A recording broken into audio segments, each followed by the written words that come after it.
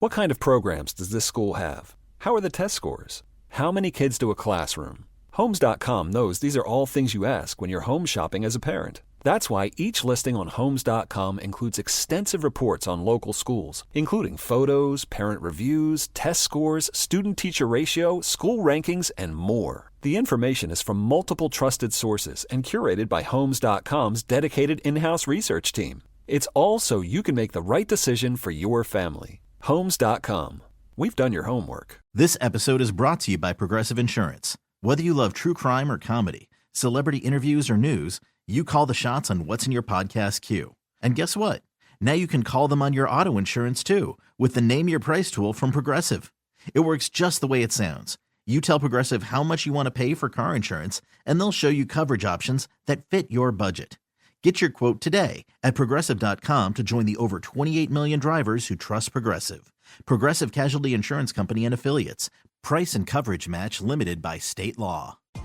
It's warming up, folks, and about time to turn on your AC unit and cross your fingers. Or you can give up that moment of truth and switch to an American Standard heat pump system like I did. My place is on Comfort Autopilot thanks to American Standard. Energy efficient and reliable, my heat pump keeps things cool like the Arctic in the summer. And with energy incentives, I was able to save. Ready for the future of comfort? Learn more at americanstandardair.com/electrification.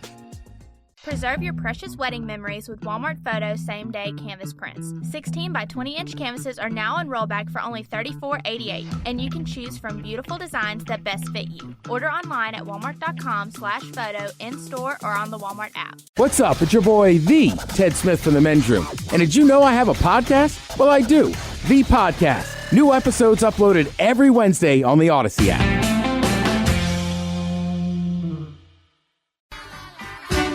Unfortunately, what you're about to hear is real. The members of this radio program are simply not that bright, or what some people would call educated. They are merely stupid. They're not trying to offend anyone on purpose. And all have played doctors on TV. You have been warned and are cordially invited to join the party. This is the Men's Room. Forget it, man, and get with the countdown. Get with the countdown. Shake this square world and blast off for Kicksville. The trippers, the grasshoppers, the hip ones, all gathered in secrecy and flying high as a kite. This is the Men's Room with Miles and Thrill. You know what they say, shake your radio more than 3 times, and you're playing with it. You're listening to the Men's Room.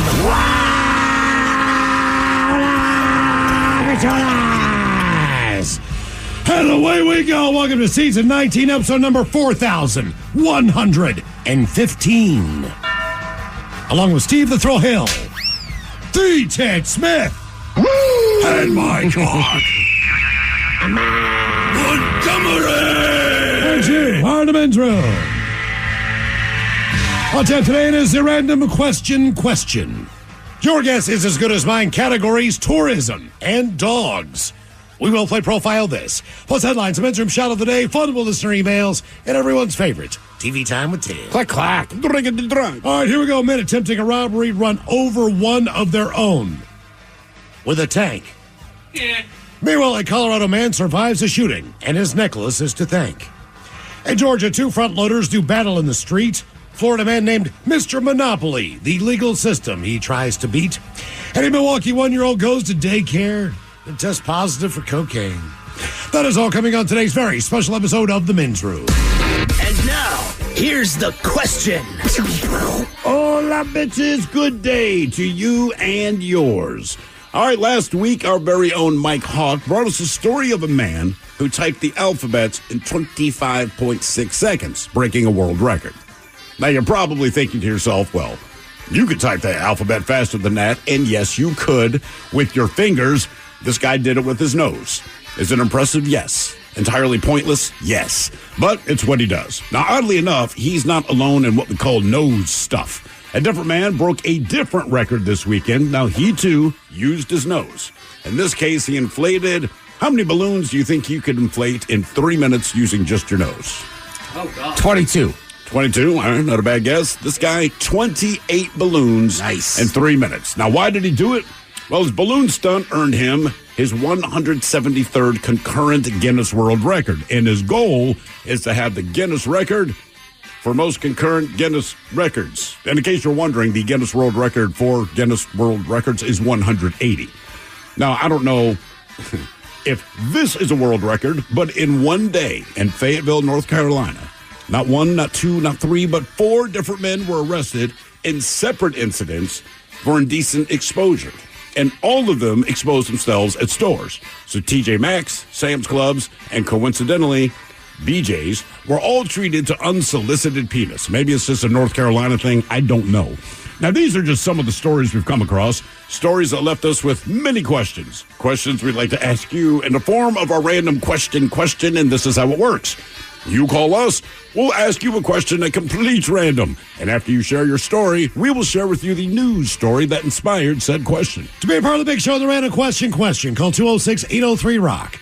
Like the Men's Room on Facebook, follow us on Twitter and Instagram at Men's Room Live, and send your emails to the Men's Room at KISW.com. What kind of programs does this school have? How are the test scores? How many kids do a classroom? Homes.com knows these are all things you ask when you're home shopping as a parent. That's why each listing on Homes.com includes extensive reports on local schools, including photos, parent reviews, test scores, student-teacher ratio, school rankings, and more. The information is from multiple trusted sources and curated by Homes.com's dedicated in-house research team. It's all so you can make the right decision for your family. Homes.com.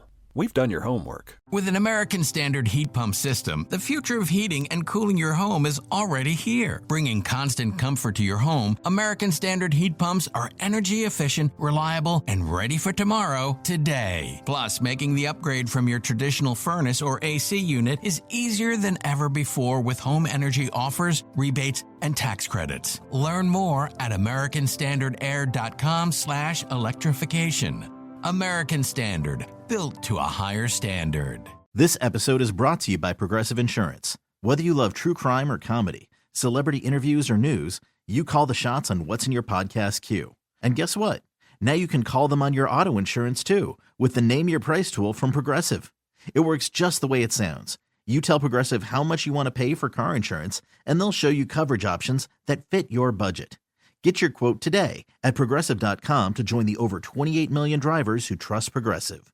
Progressive Casualty Insurance Company and Affiliates. Price and coverage match limited by state law. If you struggle to get in shape and lose weight, I'm about to change your life. I'm Carl, the CEO of Body, and I don't like working out and eating healthy either. So here's how I get myself to do it.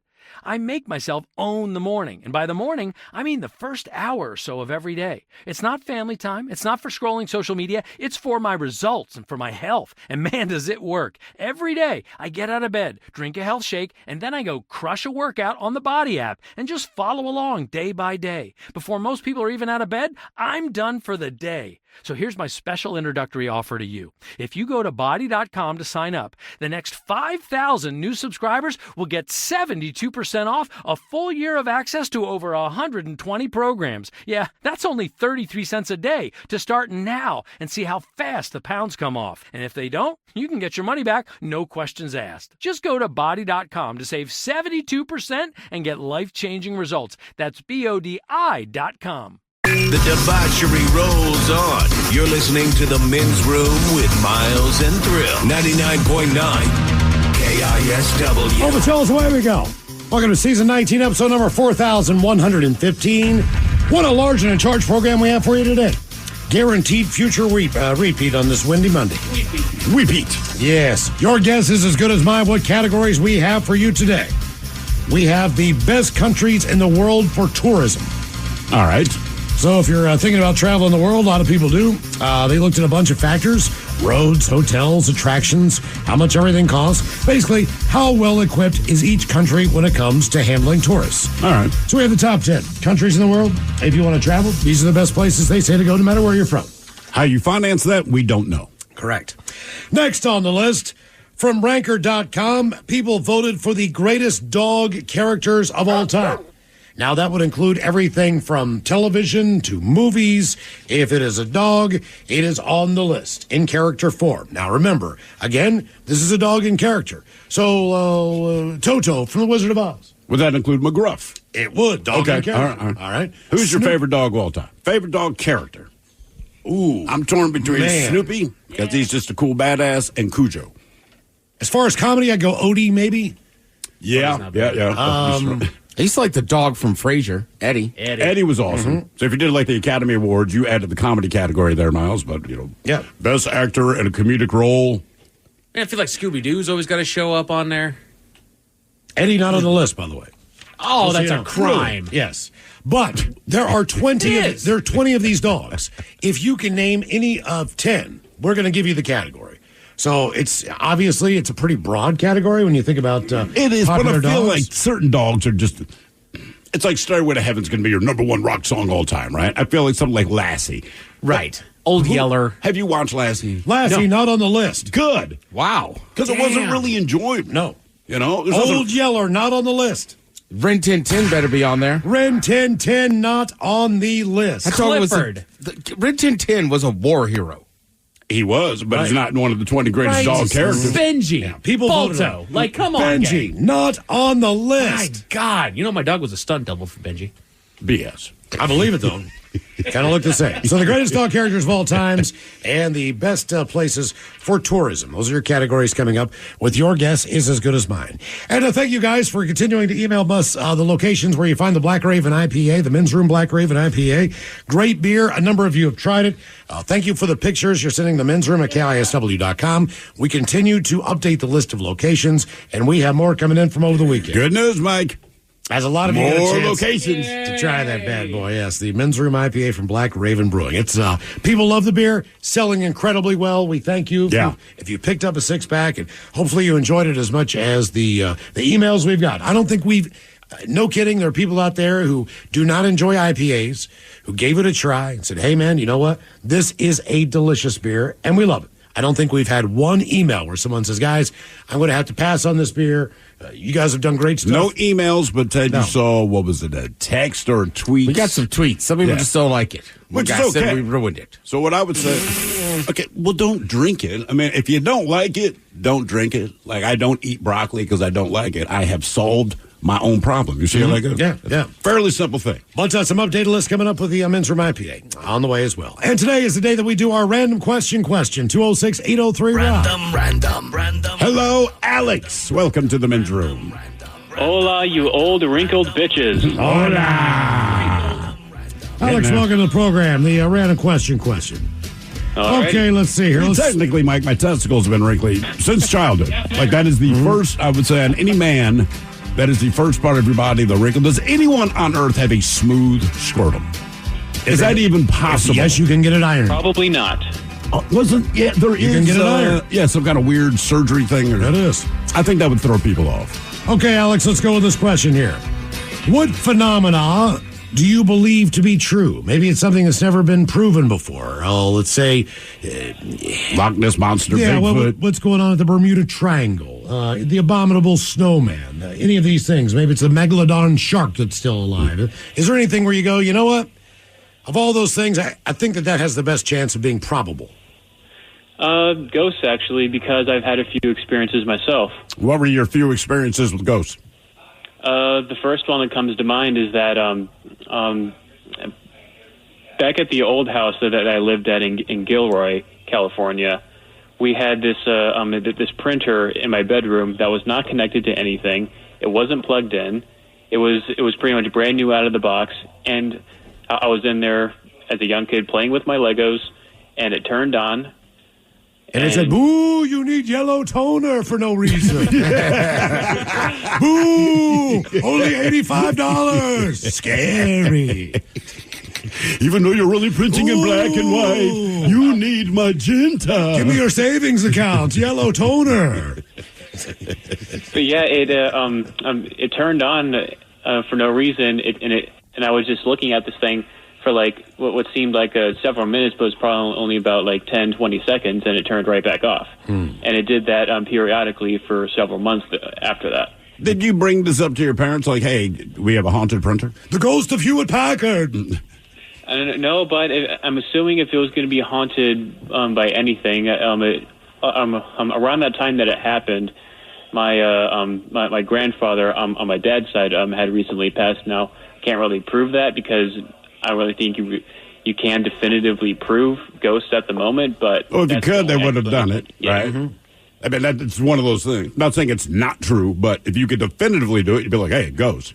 Yeah. Okay. So what would the reaction be, what do you think, worldwide, right? So you make all these horror movies, all this crap. You make creepy stuff, ghosts, right? So the day comes and like, look, we have definitive proof, whatever that would be, that there's ghosts. Are people still scared of them? Or is it like, because once you can explain something, even if you say, look, it is a disembodied blah, blah, blah, but here's the scientific crap that makes this possible, I feel like, well, they're not so scary. There's kind of places that lean on that for tourism, for other things. It's not that I'm denying ghosts exist, but if you're in that area of Gettysburg or Lancaster, Pennsylvania, there's a pocket there where they have haunted tours, haunted this, haunted that. Sure. It's kind of more of a draw, but the people who live there, the people who have been in that area and experience weird crap, nothing else about them would say any kind of conspiracy theory, any kind of... No, it's where they live, and they're like, look, man. We believe it's kind of like two conversations, though, right? Because there could be ghosts, and then, like, to me, Gettysburg is haunted. Sure. It's not just there's ghosts there. It's like... just the bad energy hangs over it kind of thing. Yeah, I mean, all those people died. Okay. Now, Ted, have you ever watched any of the videos? Bro Bible has a lot of them when people do updates on the Loch Ness Monster and the camera footage of what they see in Loch Ness. I have. I still don't know that I've really seen one that makes me think there's a Loch Ness Monster. I've seen better stuff with ghosts than anything else, right? So you can say the Bigfoot stuff, and you see the videos, blah, blah, blah. Loch Ness Monster, you see the videos, you're like, maybe. The ghost stuff, I go, look, I don't have any other explanation. But the other stuff, I feel like you could explain it away. Okay, well, here's the thing that pisses me off about the camera on Loch Ness. It's about 3 miles away from the frickin' lake. Okay, right. So when they show it, like, get closer. You know, yeah. It would be like televising a football game from the very top roof of the stadium. It's not that... across the street. Yeah, it's not like the camera. I'm like, get to the lake, man. I mean, if you really want definitive proof, don't be 3 miles back on a hillside. Anyway, That's where this camera sits. You can look at it online. They've got 24-hour coverage of the lake. Anyway, the Loch Ness Monster in the news after the largest hunt ever happened this weekend. So the question is, did they find anything? So people from all over the world, they traveled to Scotland. Teams of volunteers spread out all across the lake. The idea to have as many eyes as possible watching every inch all at once. And what they end up finding was nothing. Zero Nessie sightings, probably because the Loch Ness Monster does not exist. But either way, evidence has always been kind of anecdotal. And the guy who took the famous black and white photo from 1934, he eventually, right before he died, admitted it was a hoax. He attached a fake head to a submarine toy, you see. So experts say sightings have probably been driftwood, maybe a sturgeon, maybe a big catfish, or possibly like a whale's junk standing out of the water. They don't know. Oh, they're swimming on his back. Like, check it out. Periscope up, mama. So some people still believe in Nessie, and it's a huge tourist draw.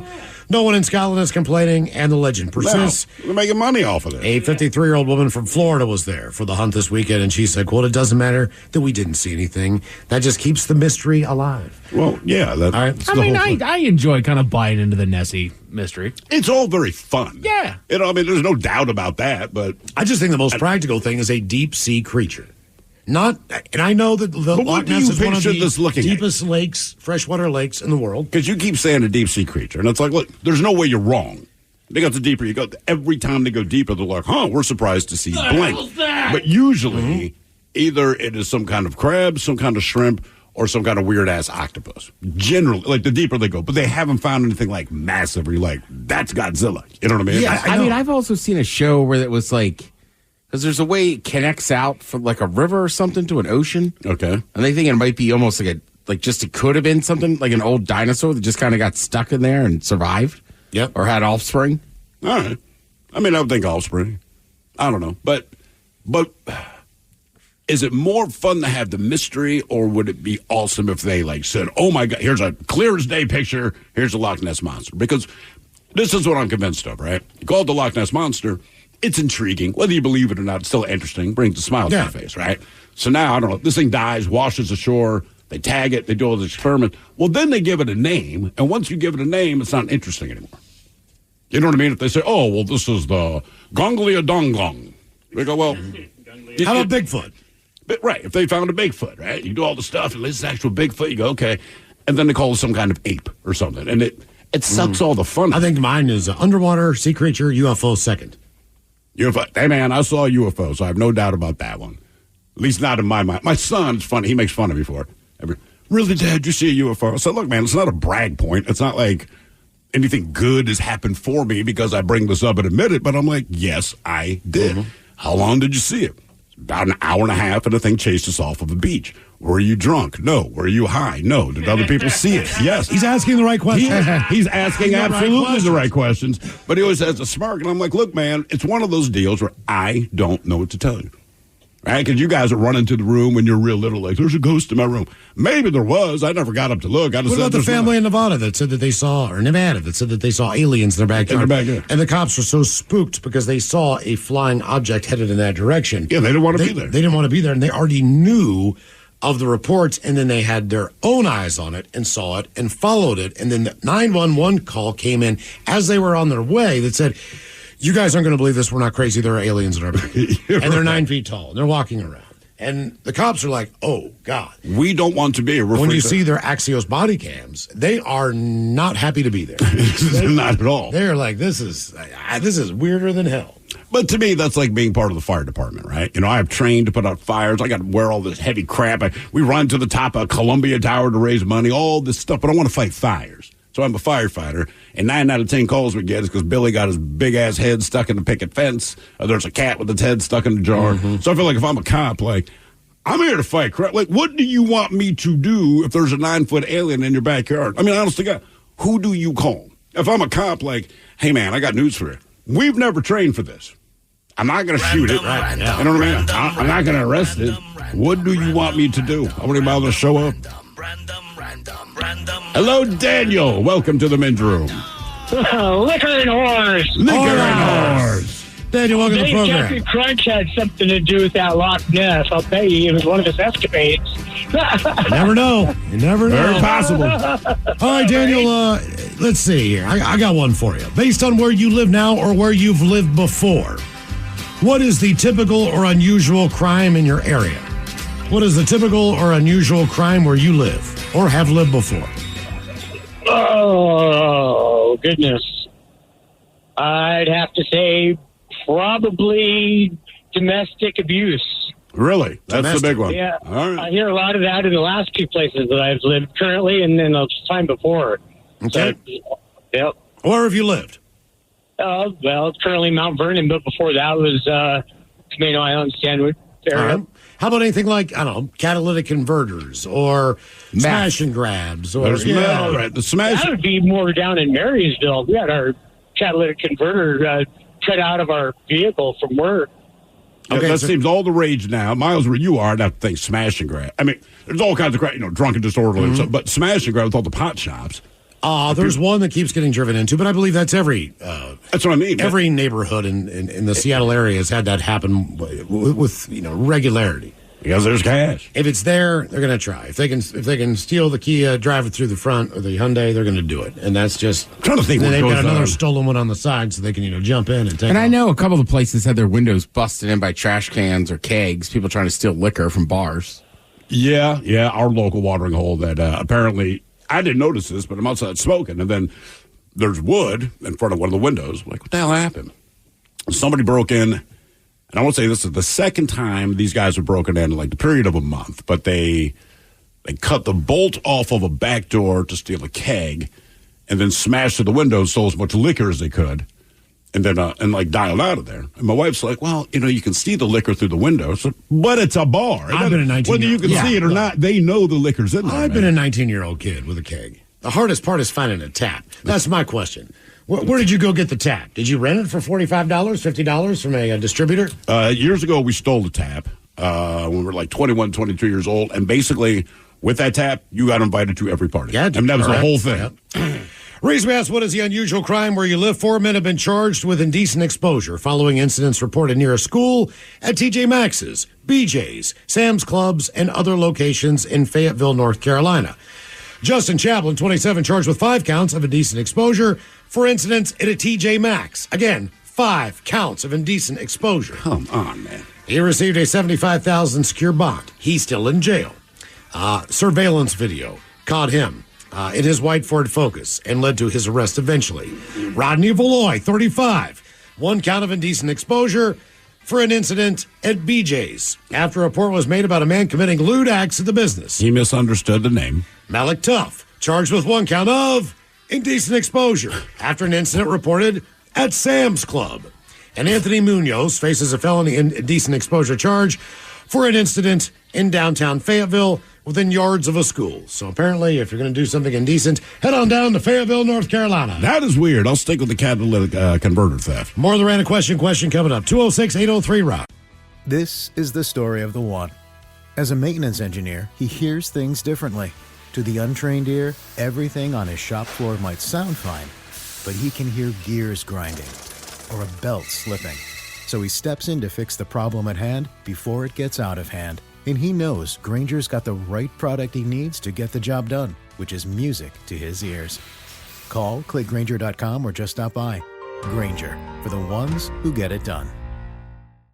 Ready to start talking to your kids about financial literacy? Meet Greenlight, the debit card and money app that teaches kids and teens how to earn, save, spend wisely, and invest with your guardrails in place. Parents can send instant money transfers, automate allowance, and more. Plus, keep an eye on spending with real-time notifications. Join more than 6 million families building healthy financial habits together on Greenlight. Get your first month free at greenlight.com/Odyssey. That's greenlight.com/Odyssey. Listen as Selenia tells us why she chose to vaccinate her daughter. I definitely felt like the pros far outweighed the cons. The diseases that I am protecting my child against, they're still here. And at the end of the day, it's my job as a mother to keep my child safe. Talk to your child's doctor and learn more at whyvaccines.com. Brought to you by Merck. Better health isn't always about the big things. Sometimes it's a nudge from a friend, or a head nod from a fellow jogger, or even a smile from across the breakfast table when you've decided to pass on the bacon. It's the little things that lead to better health. And Regence is here as a partner, opening doors to the care you need, no matter the size. Because it all adds up to something big. A healthier you. Regence Blue Shield. Together we health. The shenanigans continue. This is the Men's Room with Miles and Thrill. It is our random question 206-803-ROCK. Before we get there, Miles, good news from the text line. If you need a beer tap, $40 on Amazon. That's a great deal. That is a fantastic deal. It costs more than that as the deposit to get it, right? It used to be about $50. If I remember, you got that back though.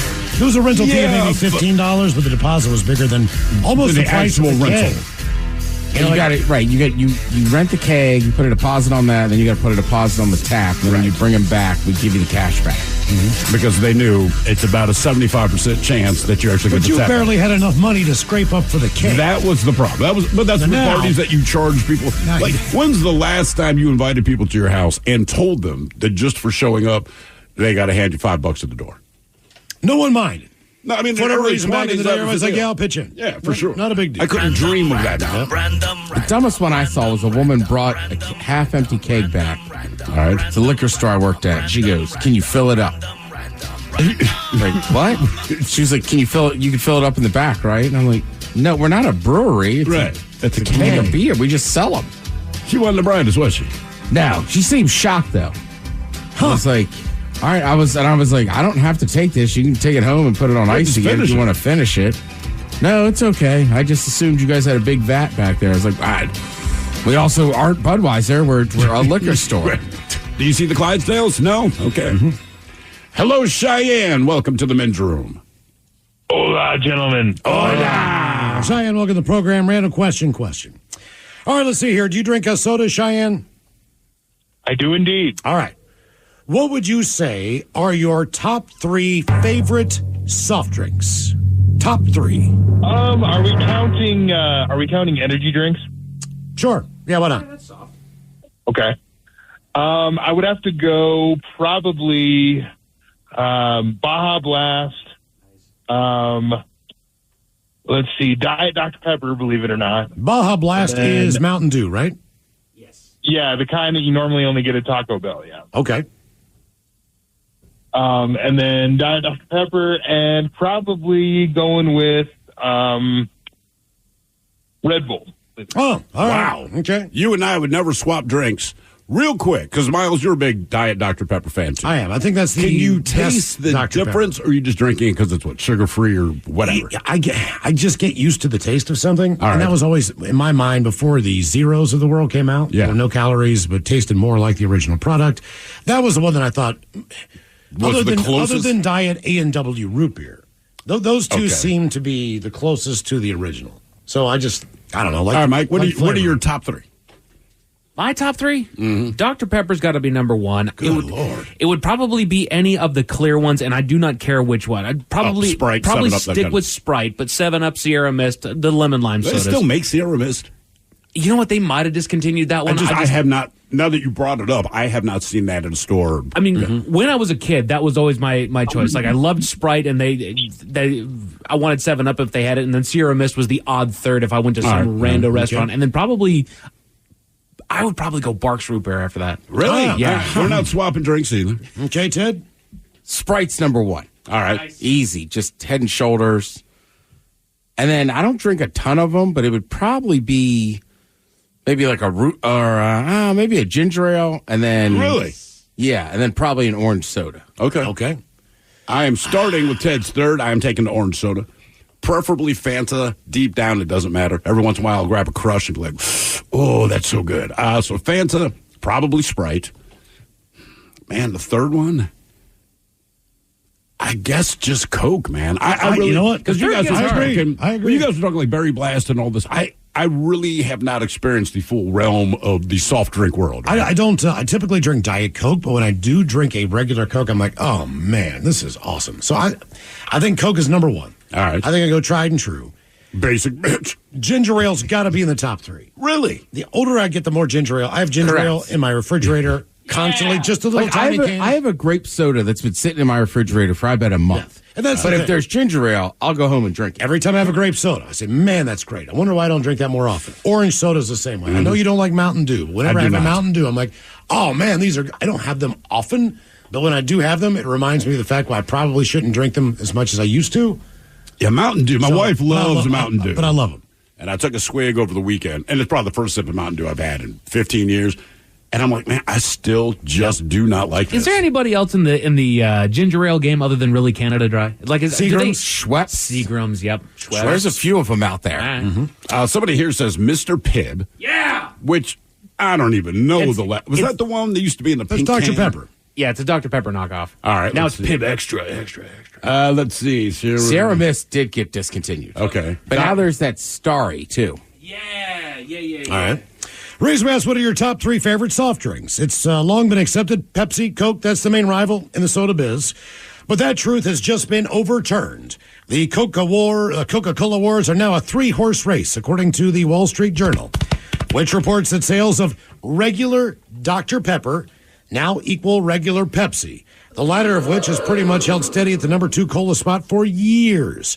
They say after nearly 140 years in the industry, Dr. Pepper is now tied with Pepsi for second place among carbonated soft drinks. Damn. 140 years.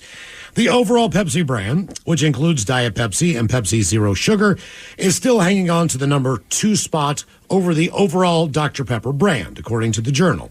But Dr. Pepper's seemingly sudden ascent was actually more of a steady climb over the past 20 years, fueled by more cash thrown into marketing, the introduction of various flavors, and TikTok videos showing young people seeming to love it and gulp it down.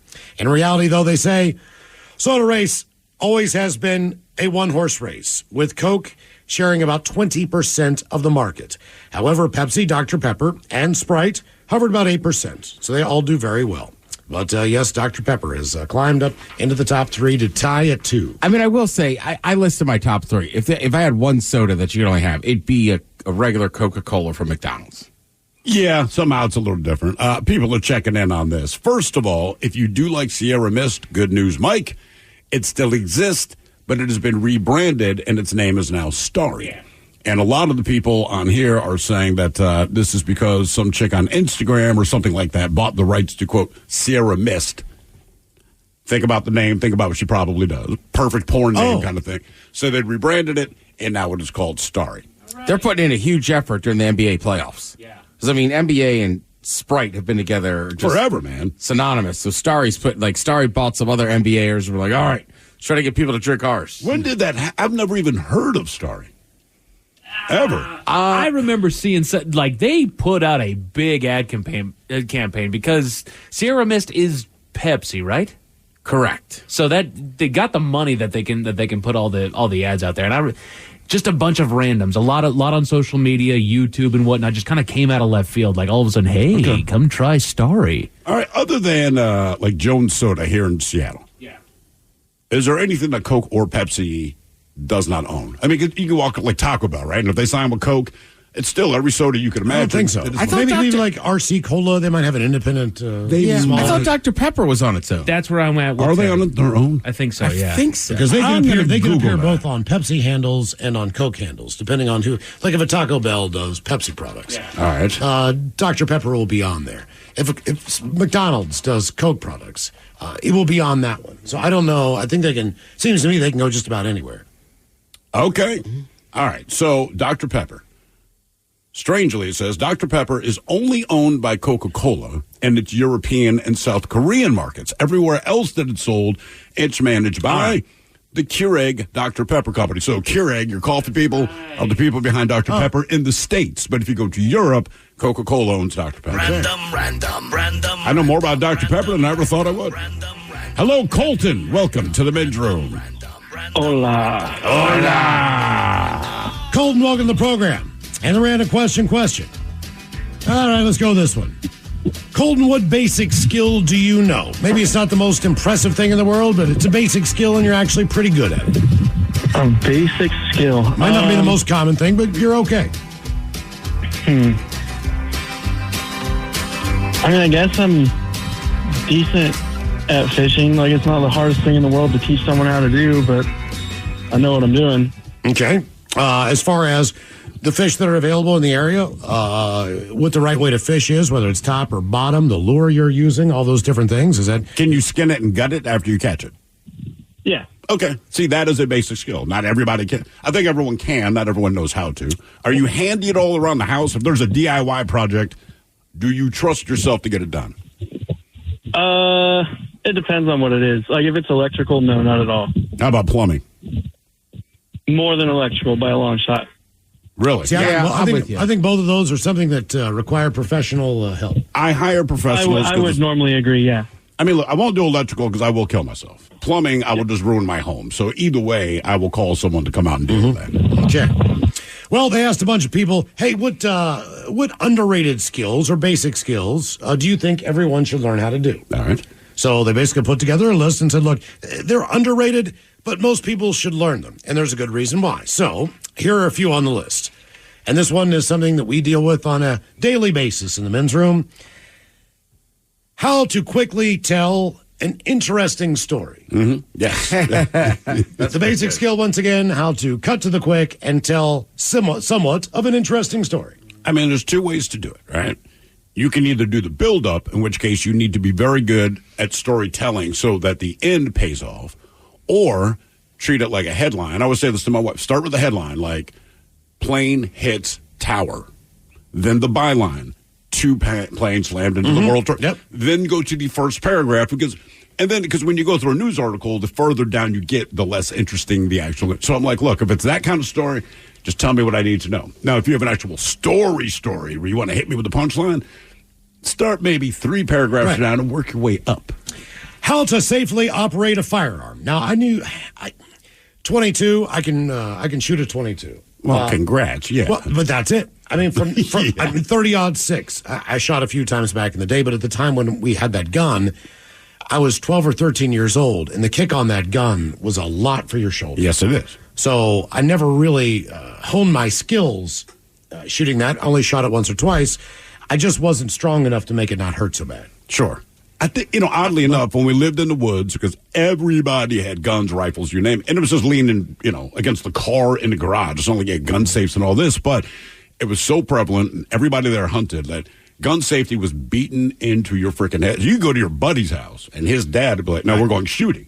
Like, well, we were going to ride our bikes. He's like, hey, because keep in mind, you never thought to yourself, I'm going to put my guns away. It was, well, the guns stay in the garage, so you dumbass. If I took a firearm course, I guarantee you 99% of it I would not have known. Going into sure. As far as just different things. I know for a fact. Basically, I know how to load a .22 and fire it. Other than that, I know how to turn the safety on, the safety off. The more complex the gun gets. Sure. I would not, I would not know the necessary things that I would feel that I needed to know to be safe. It's terrifying. I think the main thing is you just have to be comfortable with them. That's right. number one. Because you fathom what you're holding in your hand. I think a lot of people are just scared of a firearm in general. I feel like most people, if you sit there and look at it, you could figure out how the mechanics of it. I mean, they're not that complicated. Okay. Some of the dumbest people I know had guns on them all the time. So I'm like, well, if this dumbass could. My brother-in-law, my sister-in-law. Now she has since retired from the Fed, but she worked for the ATF. And I don't know exactly what she did, but if you worked there, I guess once a year you had to get your firearms training certification thing again. And she kept all of her paper dummies. And you go into the base. My brother is probably scared for his life, man. Like, everything's a headshot or a chest shot. Why do you think she kept them and hang them up down there? I know why she kept them. My brother, she's sending you a message. These things, they go back like 20 years. Yeah. And I mean, it's just like, she could nail your ass. She's like, oh, yeah, I can kill you. It also helps, too. Like my buddy used to teach firearm instruction in the Marine Corps. It's like when I got my gun, he came over and we sat there for hours. Not just how to use it, but breaking it down, putting it back together. Yeah. Okay. Breaking it down, All right. putting it back together. They say it's very important, but an underrated skill that people should learn, especially if you're trying to be healthy, is how to read a nutrition label and understanding what those ingredients could or could not be, and in the order they are, and the percentage that's in there. That I could look at a nutrition label, and I would not know if you could show me something super unhealthy. Just take the calories off, right? Mm-hmm. I don't know what I'm looking at. I don't know how many grams of sugar or fat or whatever is excessive. You know what I mean? I have no idea. I can tell you right now that this Monster Energy drink I'm drinking has absolutely no protein in it. But 250% of my daily allotment of niacin. All right. I got you here with, this is a Snapple peach tea naturally flavored with other natural flavors that I stole from my son this morning. No fat, no sodium. Let's see. Total carbs, 37 grams, 14%. And I can't really include 37. Added sugar, 74%. Okay, I can recognize that one. An underrated skill everyone should learn, spelling. Now, it's more underrated now because our devices automatically clean things up. But if you can, they say, try to be a good speller. Number 6, sewing. Now, can any of us sew up a hole in your shirt or something that's... Temporarily. It would be a temporary patch. I think the hardest part for me is actually tying off the knot at the very end. Really? I can do basic sewing by hand. I used to know how to sew on a machine because I took a home ed course. We learned how to do that. I could thread a sewing machine back then. I could relearn it very quickly, but that still doesn't mean that I'm good at keeping everything in the right order. As far as, because there's a small spool underneath the machine. I don't. There's my wife ones on the top. My wife does it for a living, right? And so she's always reupholstering stuff and all this, and I just don't understand what she's doing, but when she's done, it always looks great. And I'm like, I just don't get it, man. Mm-hmm. Coming in at number 5, how to unclog a toilet, Steve. Oh, yeah. Mastered that. What is your technique now? Well, usually the plunger, other times. So it depends on my mood. It depends on the time of day. A lot of times, should I find out that it is plugged, I will hear this kind of late night, if you will. And it's like, man, I just don't feel like dealing with it. And one thing that does help, a little Dawn dish soap. Pop it in there. Seriously. I just leave it in there overnight. I just don't feel like plunging and going through that. That's a good idea. And 9 times out of 10, when you get up the next morning and flush, it disappears. Quick side story. The toilet was not blocked up last night, but one of my children forgot to flush the toilet after pooping. I would not have known this, but at 2 o'clock in the morning, my son is violently throwing up. Okay, so when I find him, he's standing in the bathroom and he's puking in the sink. I'm like, you okay? He's like, yeah, I'm just throwing up. So I said, dude, just, going to the toilet, and I lift the toilet lid, and there's just this monster.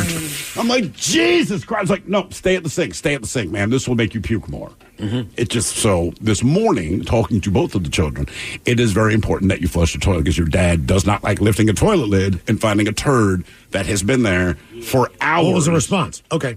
That's right. It's everything. Okay. It doesn't matter what you tell the kids. Okay. Basic home and car maintenance, one of the underrated skills everyone should learn. And like anything else, that just depends on your skill level. I would not feel comfortable doing anything with my automobile, even to the point now, changing oil, which I used to do on my own cars, and changing the oil filter. And I would change all my air filters. But I feel like it was well, I don't know if it's any easier or more hoses, but difficult. But they make the access to doing these things seems a lot more difficult. Mm-hmm. They say cooking. Not only is it healthier, but you save a lot of money as well. So you might as well make yourself some good food, so it encourages you to cook more at home. Number 2 on the list, how to swim. Not just for exercise or recreation, but also as a life potential saving skill. And the number 1 thing that they say is an underrated skill that everyone should learn, just basic first aid, life-saving basics like CPR, the Heimlich maneuver, how to take care of basic cuts and treat those and clean out anything that's problematic. And it's funny, you go through this list, and I have a list sitting on the desk, but it is skills that actors had to learn for certain roles. And some of them are cool, right? Like Keanu Reeves, it's like, oh man, like I could probably actually fight if I had the proclivity to fight. It's all these different moves I've done. They teach all these moves, blah, blah, blah. But I want to say it was Halle Berry, maybe not Halle, someone you wouldn't expect. Whatever role she's in for whatever movie, and I don't know, she had to learn how to skin a squirrel. Mm-hmm. All right. And I'm like that. So she's like, look, man, there's a lot of things I can do. Now I know how to skin a squirrel. Well, I took first aid in Boy Scouts. I took first aid when I was getting my life saving certifications and all that stuff. And there's definitely a difference in the way that you do CPR now and you do CPR then, and you do breathing for swimming and drowning and all those different things and choking. It changes over the years, but the basic skill set is the same. And with children, it's a little bit different. As far as, because, their chest cavity can break easier. There's a number of different things based on breathing and everything else. So my daughter is about, a year and a half, 2 years old. She's choking on something. All that goes out the window. I just picked her up by her ankles and shook her ass. You got it done now. That's all that matters. Get out of there. But you got the bag. Like, this'll work. More of the Random Question coming up, 206-803-ROCK. You don't just live in your home. You live in your neighborhood as well. So when you're shopping for a home, you want to know as much about the area around it as possible. Luckily, Homes.com has got you covered. Each listing features a comprehensive neighborhood guide from local experts. Everything you'd ever want to know about a neighborhood, including the number of homes for sale, transportation, local amenities, cultural attractions, unique qualities, and even things like median lot size and a noise score. Homes.com. We've done your homework. This is the story of the one. As a maintenance engineer, he hears things differently. To the untrained ear, everything on his shop floor might sound fine, but he can hear gears grinding or a belt slipping. So he steps in to fix the problem at hand before it gets out of hand. And he knows Grainger's got the right product he needs to get the job done, which is music to his ears. Call, click Grainger.com, or just stop by. Grainger, for the ones who get it done.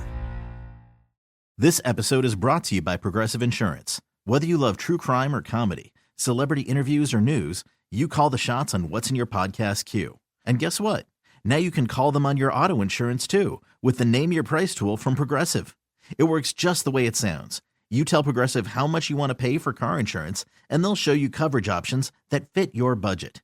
Get your quote today at Progressive.com to join the over 28 million drivers who trust Progressive. Progressive Casualty Insurance Company and Affiliates. Price and coverage match limited by state law. Welcome to a trip you'll never forget in Denver, where summer sunshine sparks mountain adventure, where neighborhood strolls lift spirits sky high, and where music takes center stage at Red Rocks. Catch a baseball game at Coors Field, step into new dimensions at Meow Wolf, and take flavor to the next level under the stars at a Michelin restaurant. Denver, always welcome.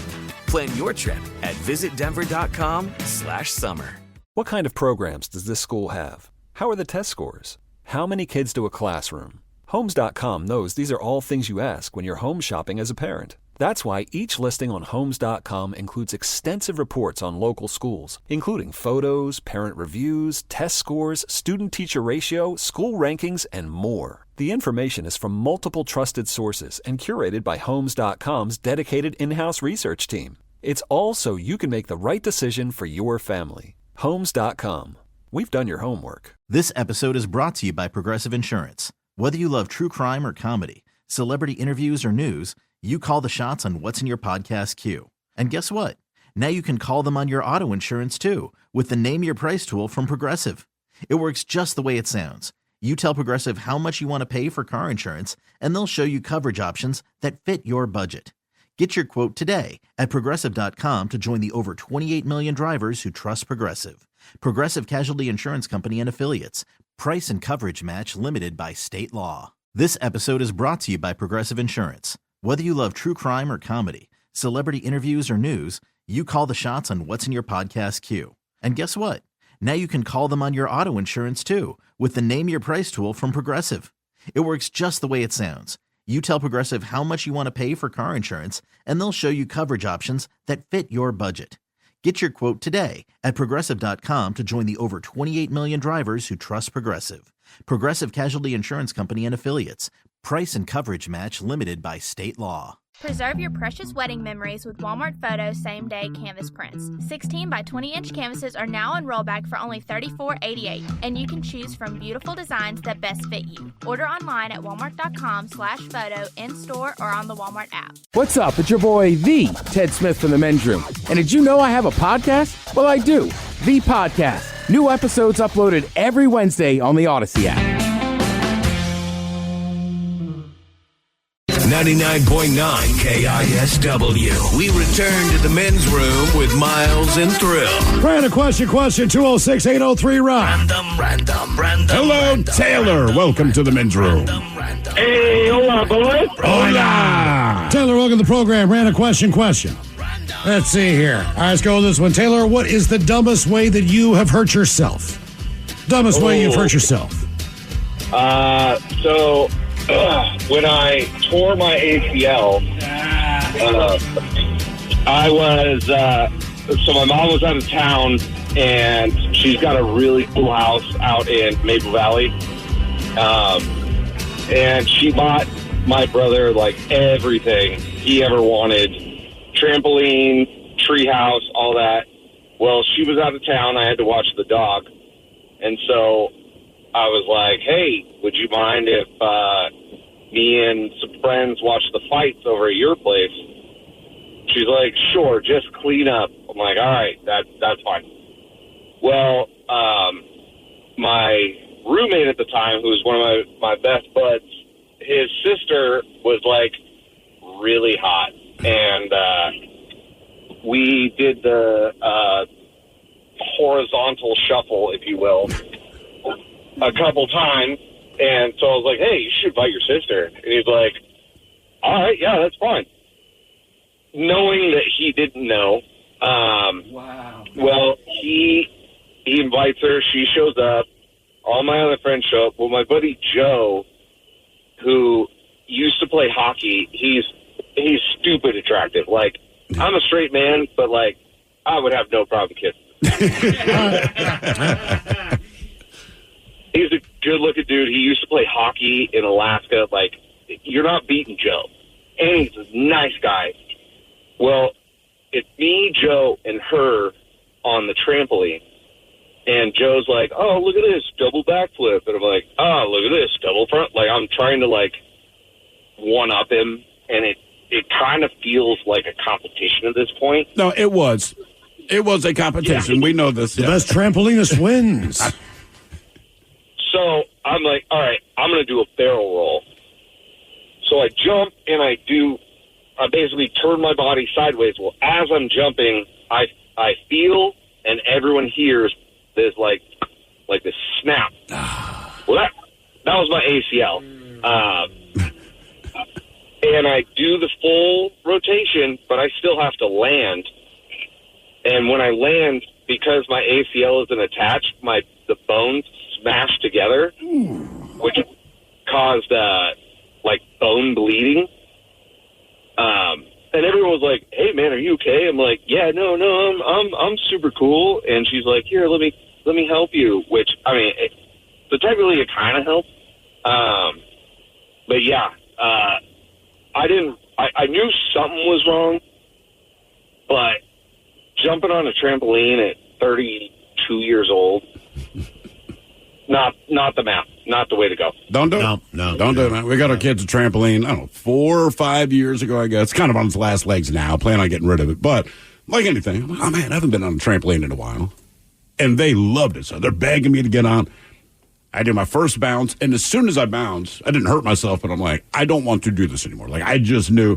You told bad the problem things, is, bad things can happen. But when you do your first bounce, you're going to bounce again, right? So when you land, now just keep bouncing. But now the kids keep jumping up and down because they want to bounce me more.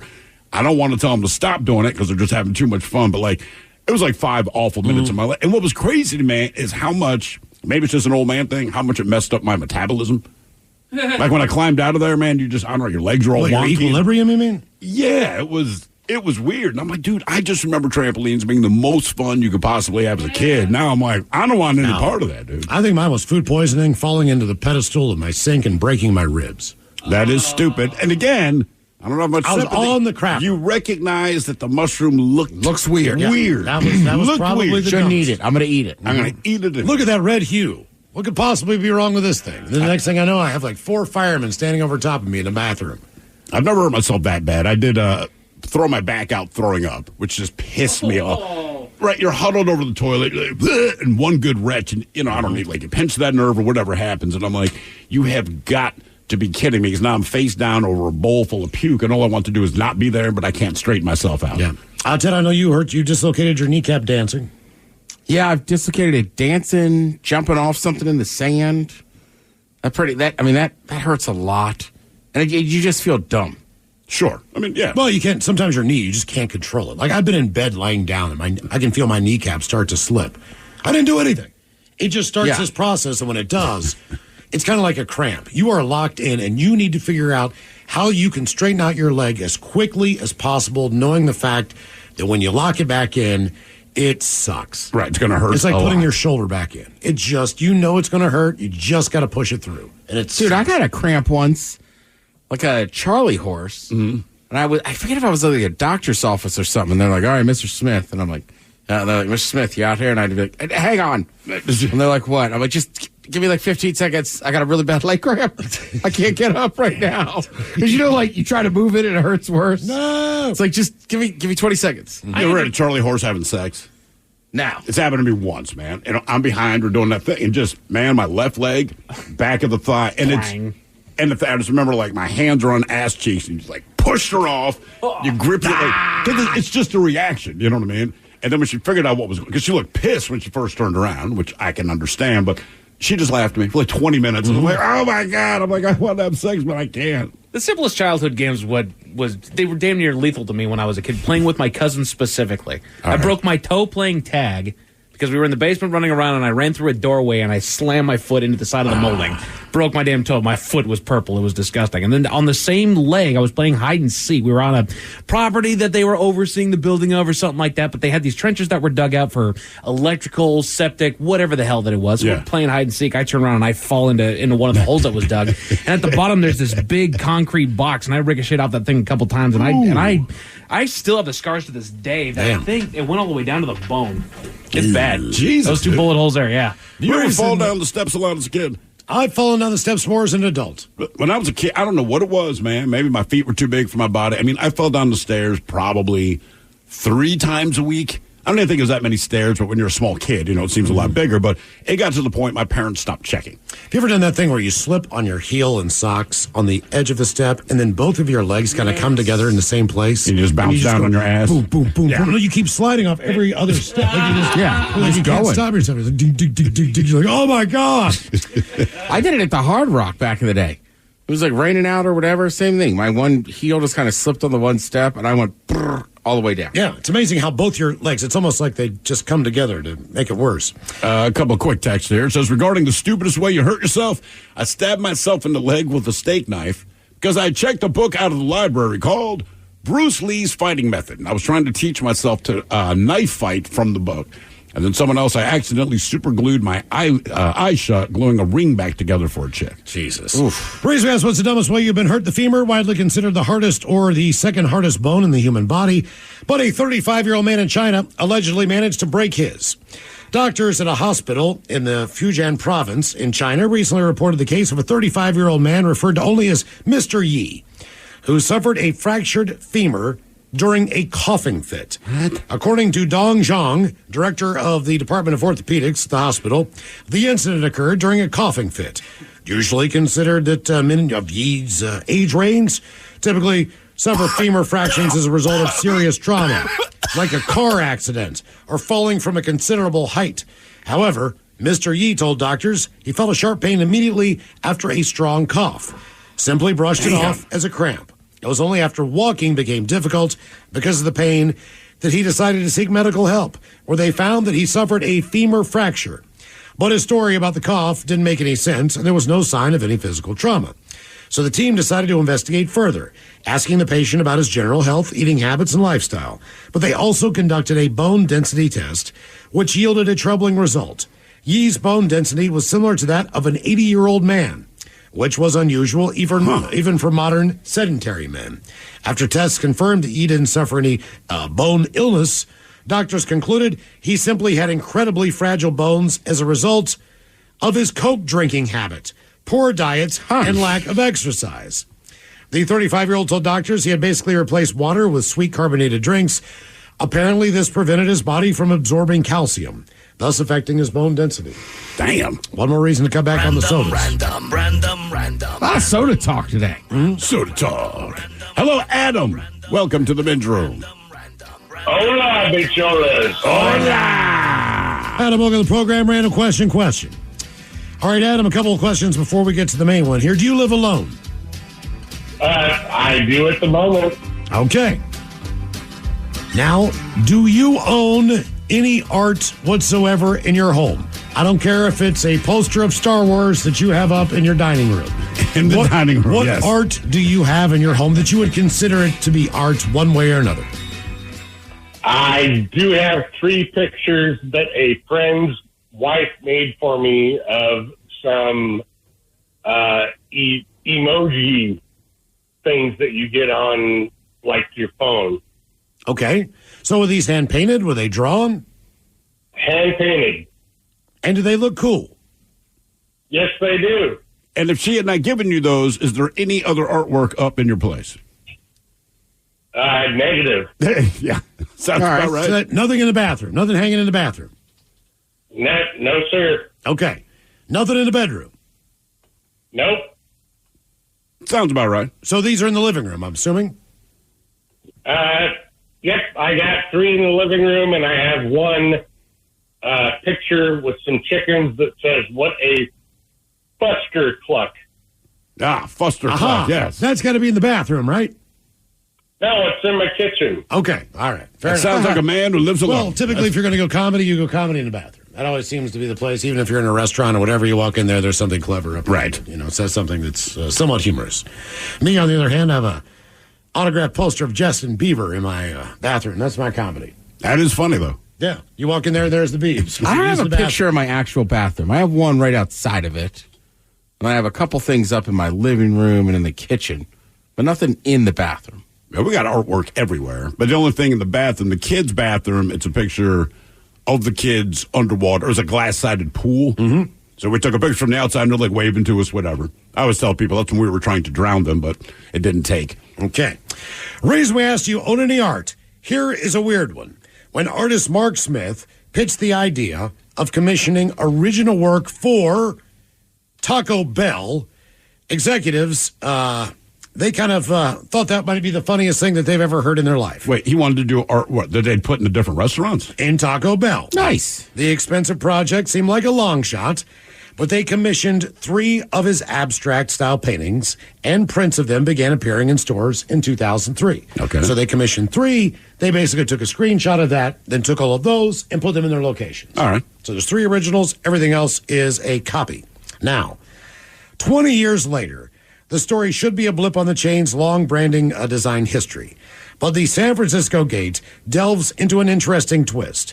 The prints have begun popping up on the black market, some to the tune of thousands and thousands of dollars. The first major incident involving the art came along in 2015 when a theft occurred in an Ohio Taco Bell. Thieves broke into the restaurant. What did they steal? They have them on camera. Just the artwork. That's it. Nothing else. No Taco Bell packets, no sauces, nothing else. They took the pieces of art off the wall and got the hell out. Did they already know at the time that this artwork would be worth money, or do you think these guys just liked it so much that they stole it? They knew at the time, according to eBay, that similar prints were going for $800 a piece. Okay. I never expected this to happen, says the owner of one of the places, adding that he found the early reporting about it amusing, because it sounds like they're talking about a Mona Lisa. But since then, paintings picked out of the trash or slipped into vans when stores got renovated, they have now popped up for sale. Some for eye-popping amounts. One right now on eBay is going for $10,000 in cash. God. Following the trail to find out who's supplying the illicit art and learned of one potential source. I don't want to get anybody in trouble, but the gentleman I purchased it from, he renovates Taco Bells for a living. And he says they just throw them out because they don't know what to do with them, and they did not know that they were worth any money. I will be damned. Yeah. I wouldn't have known that either, man. It's crazy. It's an original Taco Bell. Yeah. A Taco Bell original. Most expensive thing in the building. This one features the dog.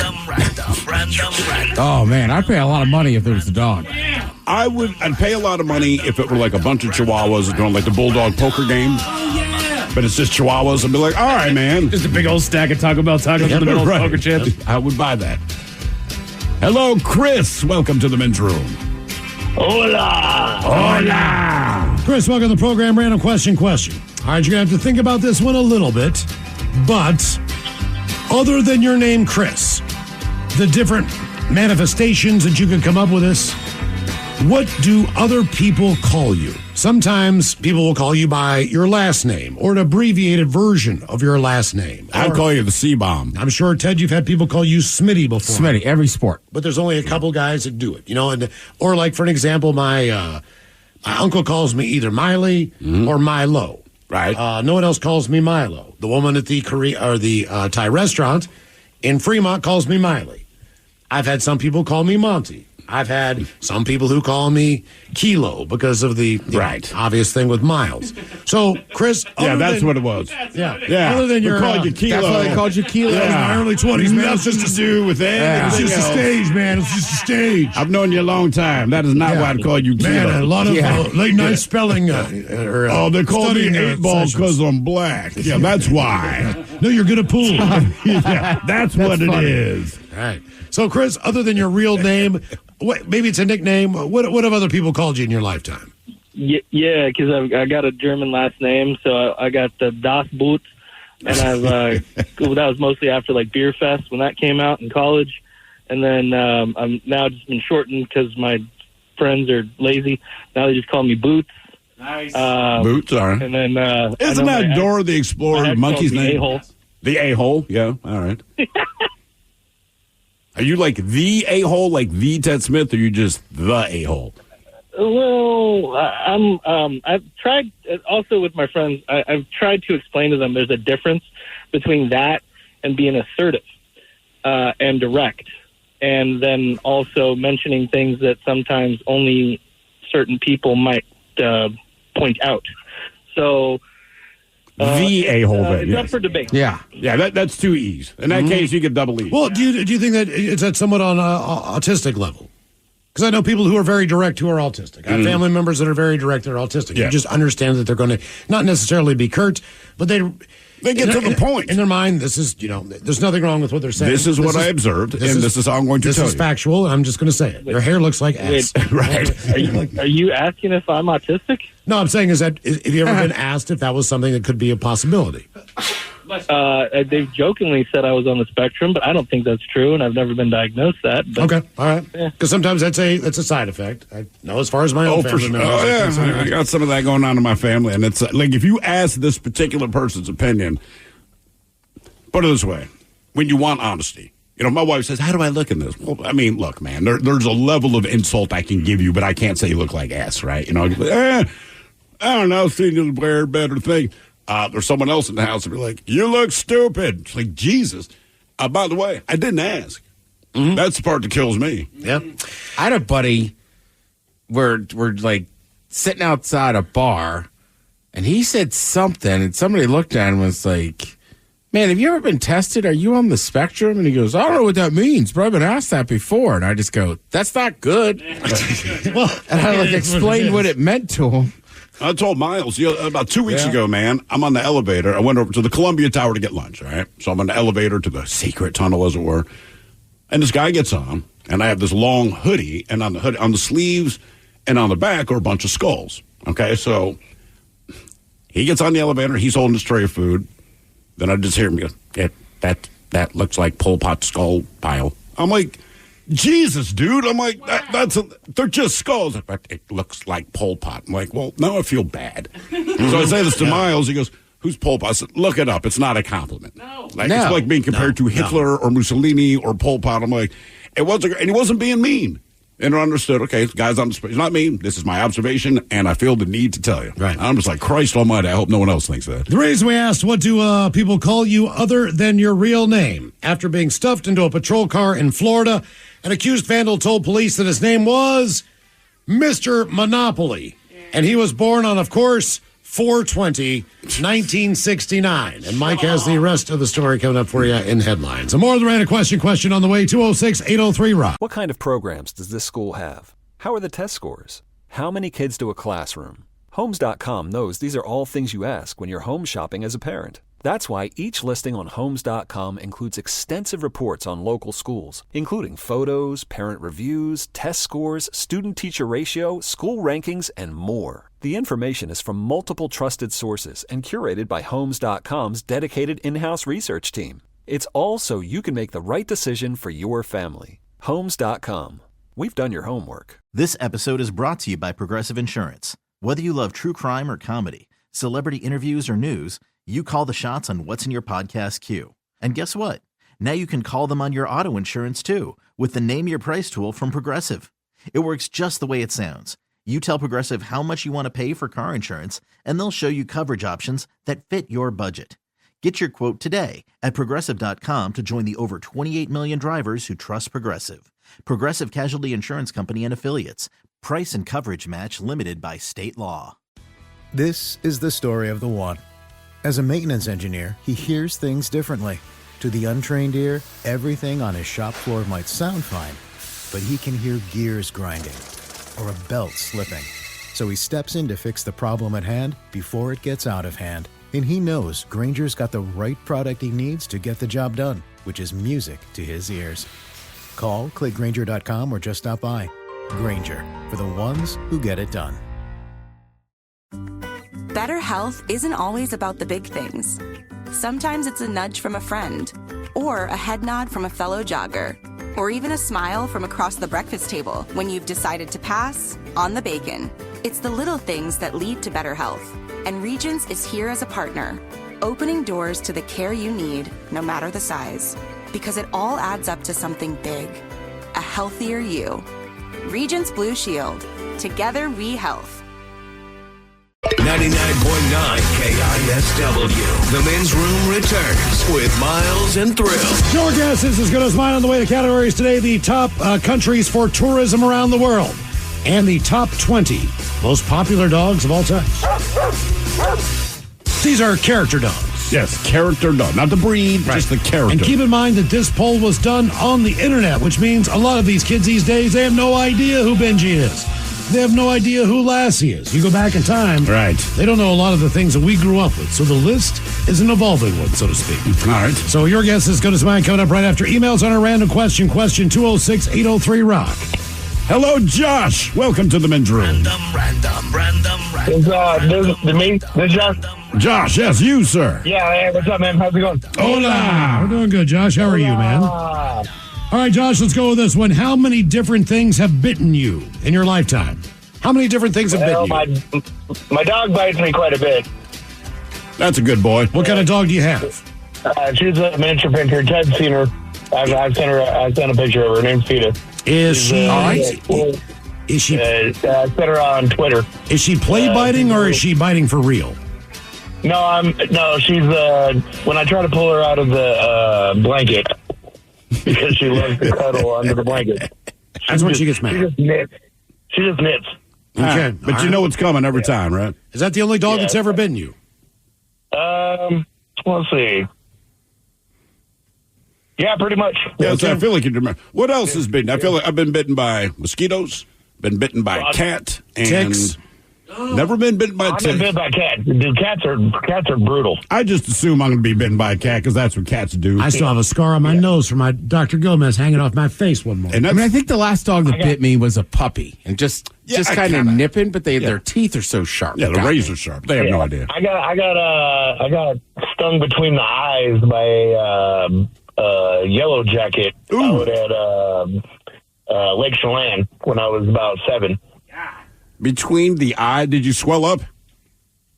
No, I'm not allergic, but man, it hurt. Yeah, the pain is the same. I've pretty much been stung by every kind of bee there is. Well, you've been stung. As far as insects that bite, there are a number that bite, and I'm telling you, man, horsefly is the worst. Yeah, that is I the have worst. gotten a horsefly. Okay. Yeah, so you've been bitten by. I've gotten a horsefly. I don't think I'm any different there. I got a horsefly. You ever had ants bite you? Yes, I've had ants. That We used to have sucks. carpenter ants, man, and God. it doesn't even quite hurt. It's just kind of annoying, and you understand what they're trying to do, so you kind of take It's it a personally. sharp pinch that catches you off guard. F off me, dude. Have you seen the size difference? What are you doing here, Right. man? What are you trying? You know what I mean? Mhm. You want me to kill you. This is like, suicide by And they cop or come for something. you, too. It's not like, they just ended up in your bed like a spider. You just ended up in your bed and you rolled over on it and then it bit you. No, they come for you. Yeah, they're little douchey things. I got bit at 4 years old, preschool. I don't remember the kid's name. He was a biter. Oh, the kid bit you. He bit everyone.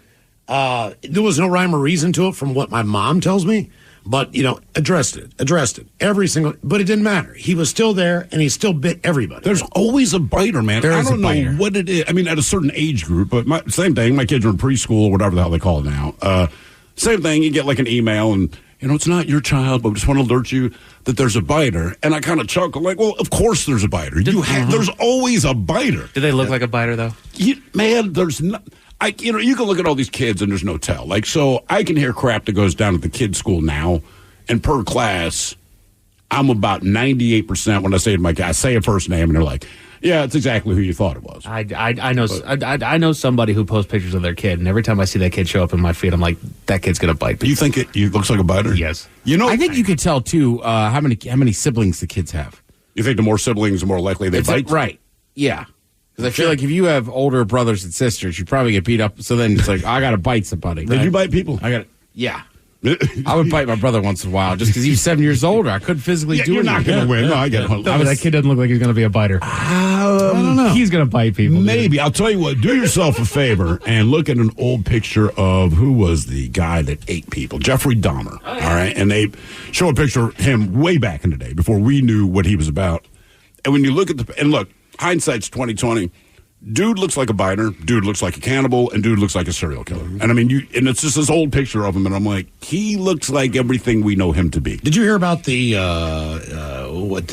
coworker who took Jeffrey Dahmer out to lunch? Did you hear what Jeffrey Dahmer said about that? No. This doesn't taste like Five Guys. It'd be so effed up if we found out Jeffrey Dahmer's the guy that started Five Guys. I had a different recipe in mind, but the burgers. Your brother's older, right? Yeah, 5 years older. But is he any taller than you? Not now. I want to say I caught him when I was about 12 or 13. Because my parents, this is how we figured it out. We just never really gave it much thought. And he's 5 years older. He's going to be taller. So my parents had gone to the store, and as parents did back in the day, they bought us each a pair of shoes. Neither one of us would have picked that particular shoe, but there it was. And so we go to try them on. Mine were too tight. His were too loose. My father's like, no way. So we switched shoes. And then we realized my feet were bigger. And then my dad was like, stand back to back. He's like, I'll be goddamn. And I realized I had him about like a quarter of an inch or something, but I was 12. Because my brother would always, and my brother was a good brother about like usually playing along with stuff or letting me use the giant wiffle ball bat when I was younger. He's 7 years older. But sometimes he'd do that thing where he put his hand on my forehead. Right. So I couldn't punch him. And that would usually result at a certain age in a bite for me. Okay. That's the most frustrating. Because there's nothing else I could do. So like whenever he moves that hand, it's on. Razor asked how many different things have bitten you. Taylor Momsen, we know her as the lead singer of the Pretty Reckless. You might remember her from Gossip Girl way back in the day. We interviewed her, didn't we? Yeah.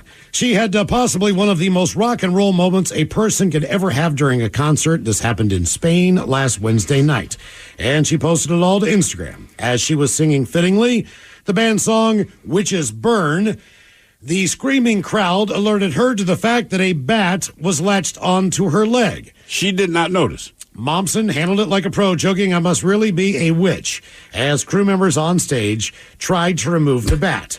Post-exposure treatment for anyone exposed to a potentially rabid animal includes 1 dose of human rabies immune shots, then 4 to 5 doses of the rabies vaccine over a 2-week period. Jeez. He was cute, but yes, he bit me.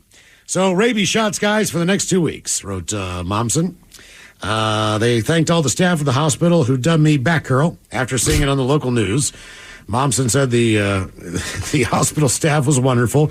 The Pretty Reckless performed again on Saturday. No bats this time.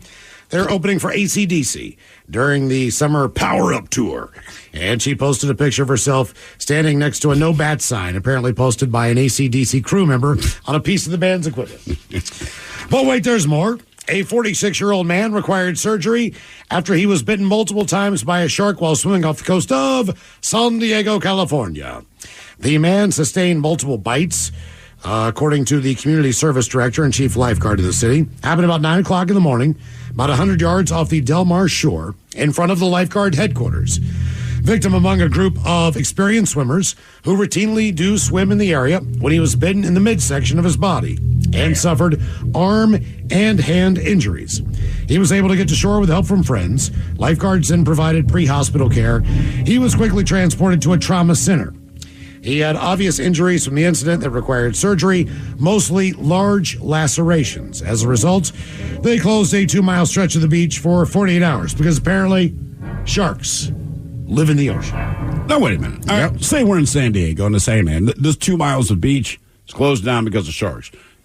Do you feel more comfortable getting in the water at the 3-mile mark? Wait, Sure. I don't. Really? Yeah. You think the shark's just going to hang in that area? Just close the whole freaking beach. I don't know. Yeah. I wouldn't feel any different if you're like, well, it happened 3 miles away, and but it's a shark. They believe I feel like if you told me somebody got bitten by a shark 5 miles away and this entire beach is closed, I'd be pissed. I know Let you me would swim. be, Ted. Let me swim. And that's the last thing Ted said to us. For whatever reason. You know what? They can't keep me out of that water. I don't care if the beach closed or not. So what they say is this. That's true. Yeah. What they say is this. The area is known to be a hangout for teen and juvenile great white sharks. That's where they go to hang out and party. Well, geez. Okay. Man. Yes. I guess it's not that known for it. If Homeboy walked out juvenile aggregation site. We've tagged over 60 juvenile white sharks that come every single year, and they are detected routinely. Black sharks can't swim. We detected just 4 there today. They did that with the help of a drone and some lab work. They say sharks are known to avoid people, but every once in a while they make some mistakes, especially if they're juveniles or just trying to figure stuff out. Yeah. So there you go. Random. I'm just saying what everyone was thinking, Mike, but I can say it.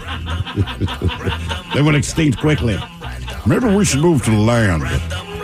Hello, John. Welcome to the men's room. Hello. Hola. Hola, baby. John, welcome to the program. Random question. John, do you like to throw a line in the water? You ever fished in your lifetime? I fished my whole life. All right, then. Give us your best fishing story. My best fishing story was, I was going to think about something else, but my best fishing story, I'm walking out of my doctor's office. Story. I was down in Fort Lauderdale, and I was fishing with my father, my kids that run way the hell out there, and I caught a, what is it called? Surf shark, right? All right. And then he, so I'm freaking out, and my dad's freaking out, and this guy comes up and grabs my pole and snaps my lines. Oh, God. Dad was not happy. And, What kind of fish did you believe it to be again? You broke up. I'm sorry. A nurse shark. Oh, a nurse shark. Probably a good idea to break the line then. Right. They're huge, especially compared to your leg. And I baited again, and I went back out, and there was a bait shop at the bottom of the hill, or at the bottom of the, what's it called, pier, and I caught this thing. I don't know what it was. And the guy that ran the bait shop, he'd been there for 25 years, and he'd never seen one. Huh. Did you ever find out what it was? Yeah, well, they had like 9 tornadoes come through there the day before. And, yeah, man, I didn't know what the hell. I still don't know what it is. I've never seen one on a Discovery Channel or nothing. I used to catch all these things a lot of times in Florida called grunts. And grunts, when you bring them in, they bark at you. So when you're taking the hook off of a grunt, they'll seriously just go. I think that's fair given their situation. But I've never had a fish give me crap. I mean, they might flip around and everything, but I've never had one just going, come on, man, because you can't eat them, you can't do anything with them. So you just throw them back? Well, when you bring them in, yeah, they're like a puffer fish, but they look about the same size, but the grunts just sit there and go, You're like, all right, buddy, why can't you eat them? Is it illegal or they're just not good? They're bony and stuff. Oh, all right. They are what they are. The reason we asked you have a fishing story. A couple that took up magnet fishing during the COVID pandemic now has their uncommon hobby to thank for a massive windfall. What's magnet fishing? Magnet literally fishing. Take a magnet and you're trying to find a steel and metal things. Okay. All right. So you're not catching fish. No. They were looking for a way to take up treasure hunting without a large investment. Magnet fishing requires a rope and a strong magnet. That's it. So hobbyists lower their magnet into the body of water to attempt to pull up metal objects. The couple had previously found grenades dating back to World War II. Oh, cool. Firearms from the 19th century, foreign coins, jewelry, and even a motorcycle. But their May 31st find at a lake in Queens is almost certainly their most unexpected score so far. So they were at Flushing Meadows, Corona Park, when they pulled up a safe. They found safes before, but not like this one. When they got it open, they saw that inside were bundles of $100 bills. Now, the water-damaged bills, they added up to an estimated $100,000 in cash. The New York Police Department, they told the couple that since there's no way to track who owned the safe and the cash is not linked to any crime, they keep the cash. Police officers were like, well, congratulations, you got $100,000. Why did they bring it up to the cops at all? In case it was involved in a crime. Oh, okay. All right, fair enough. Or maybe they brought it into the cops to see if they could open the safe. I don't know why they did what they did, but either way, they took it in, and now they have $100,000. Good for them, man. That's awesome. Yeah. I'm kind of annoyed. Didn't happen for me. Hello, Stuart. Welcome to the men's room. Hey, guys. How you doing? Hola. We're doing great, Stuart. Thanks for calling, man. Well, let's see. Hey, no worries at all. I was hoping to get the one where I was, what the name we got called when we were in school. But anyway, we'll go with what we got. Well, what did you get? What were you called? It was Woodsy. My last name's Wood. And Picker, right? Oh, right. Okay. All right. Yeah, that kind of didn't end well. But what I wanted to tell you guys, two of my girlfriends, totally separate, would call my wanger Mr. Percival. I thought you'd like that. Mr. Percival? All right. Mr. Percival. And they didn't know each other either. It was very strange. That is very weird. Okay, let's go with this one. Speaking of sex, other than, the time before you lost your virginity, what is the longest period that you've gone without having sex? Let's say probably about 6 years after my... Well, actually, it was probably before my first divorce. Okay, your first divorce. Right. How many times have you been divorced there, Stuart? Say that again? How many times have you been divorced? Oh, just the once. Just the once. I was never going to get married again, but I don't know whether it's fortunately or unfortunately, but I married an American. Now I'm stuck. All right. Are you dating anyone now? Oh, I'm married. He's married now. Now you're married. Okay, gotcha. It doesn't mean you're not dating anyone, but yeah, that's the right answer. Do you feel like you have more sex being married or when you were single? Well, that depends. I'm getting a bit older now, but yeah. When I was first married, it was on every night just about. But Yeah, we're getting up there in the mid to late 50s, so it all slows down, right? Yes, sir. Sure do. Mm-hmm. Okay. All Well, right. they got pills for that, right? Let's hope so. Yeah. Yeah, but look, here's the thing with the pill, though, right? So you can take Viagra, like, baby, it works. But if she still doesn't want to have sex with you, now you just have an erection. Now you go down to the That's what couch. I always do. I always make sure that the timing is right and the signals are right, because I ain't taking that thing and having a woody the rest of the night. How long does it take to, quote unquote, activate? So if you pop it, because if you're reading the signs, right, and she's like, I am ready to go, how long do you need before that thing's going to kick in? I will give it 30 minutes, and then I'm good to go. Okay. It's not so bad. Embarrassing to say that stuff out loud, but hey, it is what it is. That's right. Hey, man, foreplay time. Yes. Reason we asked the longest period without sex, in case you missed it. 2 years. 2 years? Yeah. I mean, after I first had sex, right? And then it's kind of rolling along for a while because you're younger and people are a lot more like, let's have sex every chance we can get. Moving on to another girlfriend, let's have sex every chance we can get. Then we broke up. And, man, I don't know just 2 years. And look, it's not because I wasn't trying. I was trying. Right. I tried desperately. You know what I'm saying? But it just was not happening. And then when you finally get laid again, it's almost like losing your virginity again. Like, oh, my God, thank God. Yes. There. Lenny Kravitz hasn't been in a serious relationship, so he says, for 9 years, and he's been celibate all of that time. He says he's currently in the middle of, quote, a spiritual thing. His decision is also inspired by his dad cheating on his mom growing up. He says when he was confronting his dad about it, his dad just said that he'd be the same way when he was older. Lenny says, quote, my dad became right, and after the marriage to Lisa Bonet, I became more like him. I was becoming a player, and I didn't like it. I didn't want to be that guy. So I had to tackle that, and it took years by taking responsibility and discipline and not letting my own desires take over. Lenny says he'd love to be in a relationship, but thinks it might be difficult. Quote, I've become very set in my ways, in the way I live, and I like it. In related news, Ice-T shared his thoughts about Lenny's celibacy on Twitter. Quote, F that journey. That's weird to me. I love to F. I love to F a lot. Ice-T. Thank you, Ice-T.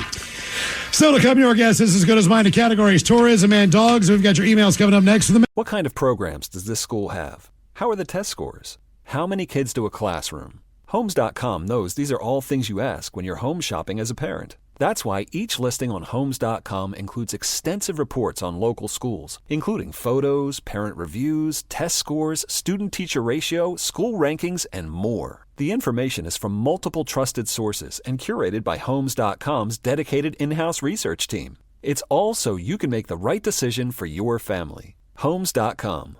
We've done your homework. This is the story of the one. As a maintenance engineer, he hears things differently. To the untrained ear, everything on his shop floor might sound fine, but he can hear gears grinding or a belt slipping.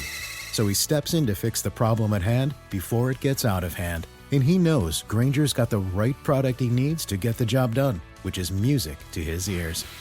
Call, click Grainger.com, or just stop by. Grainger, for the ones who get it done.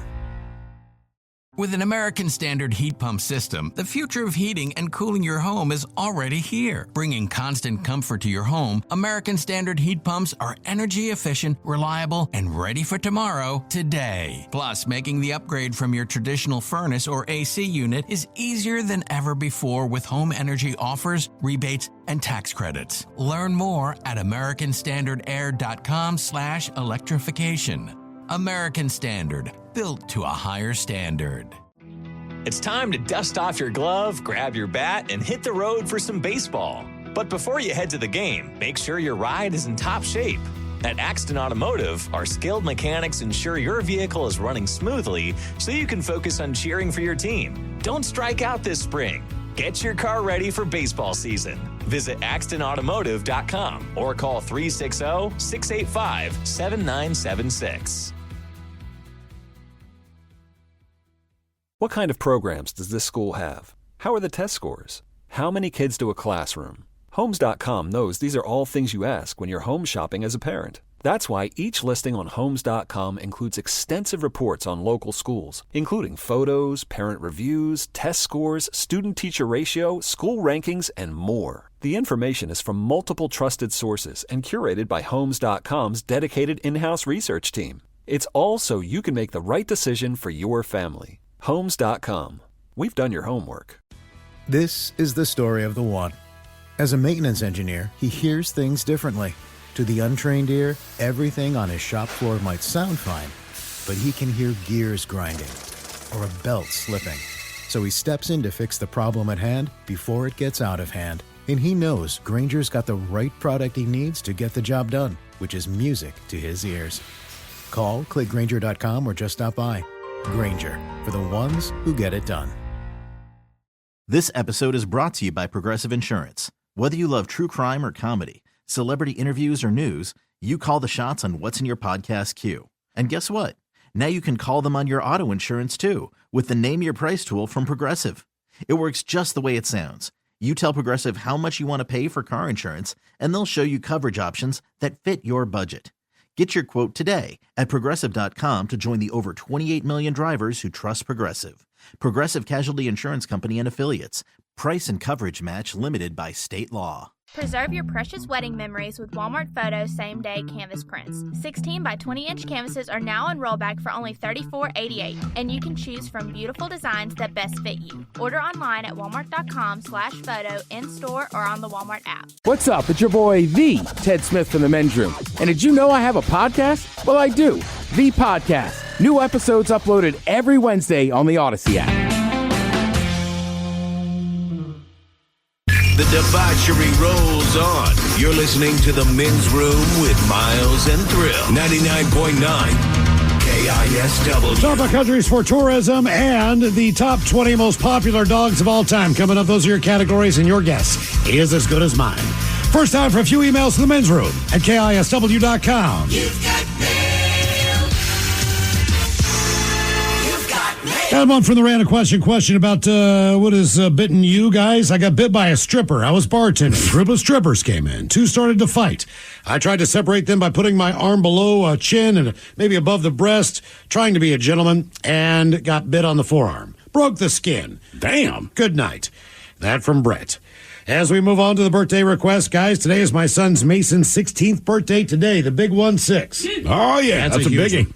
How about a fart montage and Coach Ted giving him a pep talk about getting his driver's license in 3 weeks? Lots of love from Mom, Jennifer, and Dad, Mark.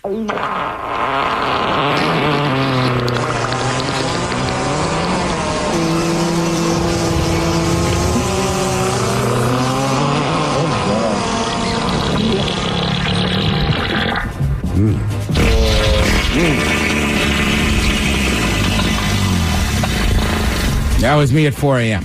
Yeah, it was bad. All right, driver's license. Number one, the written part's going to be tough. I'm not going to lie to you. Coach struggled with it, but Coach has passed this test multiple times. You can do it too. As well as this. Use your turn signal, all right? Don't just forget for the test. Let's use them the whole career of driving. Everyone. Seriously, man. Everyone. And stay in your lane. That's the one I've noticed the most lately. Like, stay in your lane, people. Or use the blinker to let people know. I don't think they were getting in a different lane on purpose. They were just sometimes it's just a stop sign or something. Maybe I would go if you had a goddamn blinker on. Mm-hmm. But Charles, today is my friend Mike's birthday. Could the captain wish him the best and mention him, the captain, and Tony the Tiger trying to rob Mike's truck of pharmacy drugs and getting run over?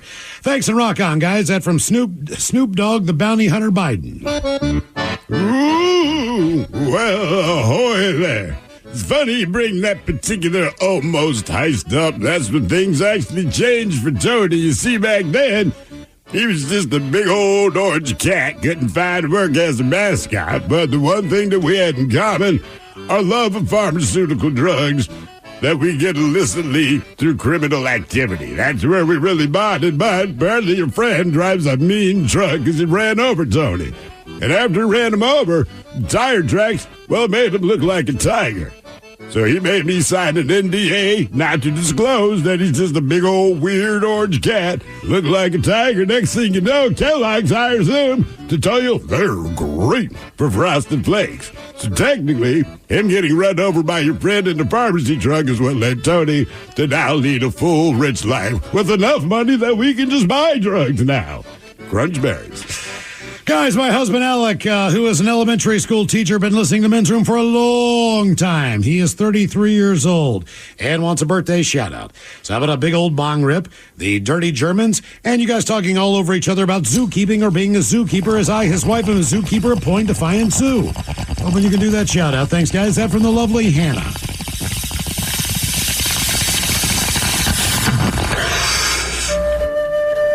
Yeah, that is great that you're with someone who is a zookeeper. Do you always tell her that you really admire the swallows? Yeah. I wonder since she's a zookeeper, there's different kind of animal styles. Because it's sort of orangutan style. Yeah, or lion style. He's behind you and just snarling in your ear and passes out. Oh, let's see, being a zookeeper. You know what I do? Man, I guess I would be a zookeeper. I'm running kind of fast. Flipping like the boys. To go into the reptile house. Don't run anywhere by the reptile house. Bad. It's just Other than not the that, job that I can do, man. But slap that's feed a bear, what you want to do. slap Hey, can get you on speed dial. We have a lot of animal questions, right? Yes, exactly. So you're a zoo freaking keeper, man. Can we get you on speed dial? You know, people want to do the Alaskan dare where they run up and slap a moose in the ass real quick and run back to the porch. I want to run under a giraffe and just grace his boys. See if he just drops to the ground like everybody else. All four knees come together. Told you it's universal. I'm telling you, it is universal, man. My dog, years ago, right? Big ass shepherd, and it's super hot outside, so his boys are dangling. I'm not really giving it a thought, but the one thing you love to do, we go to the park, I throw the stick, he gets the stick, he brings it back. We did this for as long as he could go. I throw the stick, it bounces off the ground, and it goes over maybe a 3-foot tall wrought iron fence. Dog jumps over the fence, gets the stick. He comes to jump back over, and you see his satchel. It hits the fence, and it's like, pong. And when the dog landed, it was like in a dive position, but just like all four legs spread out. I mean, just on the ground, man. And this dog, keep in mind, I took this dog to the vet because the first 2.5 years I owned it, it never barked. The vet said, there's nothing wrong with this dog. Your dog is just chill. I walk over because I'm kind of smiling. I understand what happened. And again, the dog, I've just never seen a dog. It looked like a bearskin rug, right? Mm-hmm. I walk. It's the first time he growled at me. I was like, "Hey, man," and I'm like, "I get it. It's the same thing when a human does it. Like, don't touch me. Just leave me alone." Yeah, I need a minute. You ever seen the video of the bear that racks himself? No. He's goofing on with a fence with over here, and there's a line on it. And as he's playing with it, he breaks the wire, and it comes over and it smacks him right in the Johnson there. And then after he starts walking away, he starts doing that little bow-legged thing. Oh no! There it is. All the way down. Oh, no. Help me. Oh, my boy. He is hurt. Yeah. It's bad. All the bitches, James, a.k.a. White LeBron, has made another trip around the sun. Today he's 38, doesn't look a day over 50. He is a loyal friend of the coolest uncle who teaches my 4-year-old how to put swear words together in hilarious ways. So please give White LeBron some advice for how he should decorate his new bachelor pad from Ozzy Ted after a big old satisfying bong rip. Thanks, guys. That from Serena in Seattle.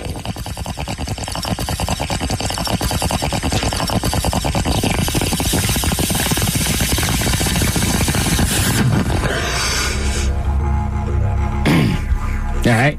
Ted here from Melbourne. New place. You got to decorate it. You could always throw up a gator, a crocodile, get a knife up there, go full Aussie, or just put nothing up there and wait till you meet a girl. Put up some art, though. At 38, you got to have some art on your doors or on your walls, and it helps a lot. Have some books on the shelf, too. Hola, Michelle, my husband, Alejandro Garcia, a.k.a. Alex, is a huge fan of your podcast, listens to you guys almost daily on the Odyssey app. He's turning 44, and I'm hoping you guys will see this and give him a big birthday shout-out. A little bit about him.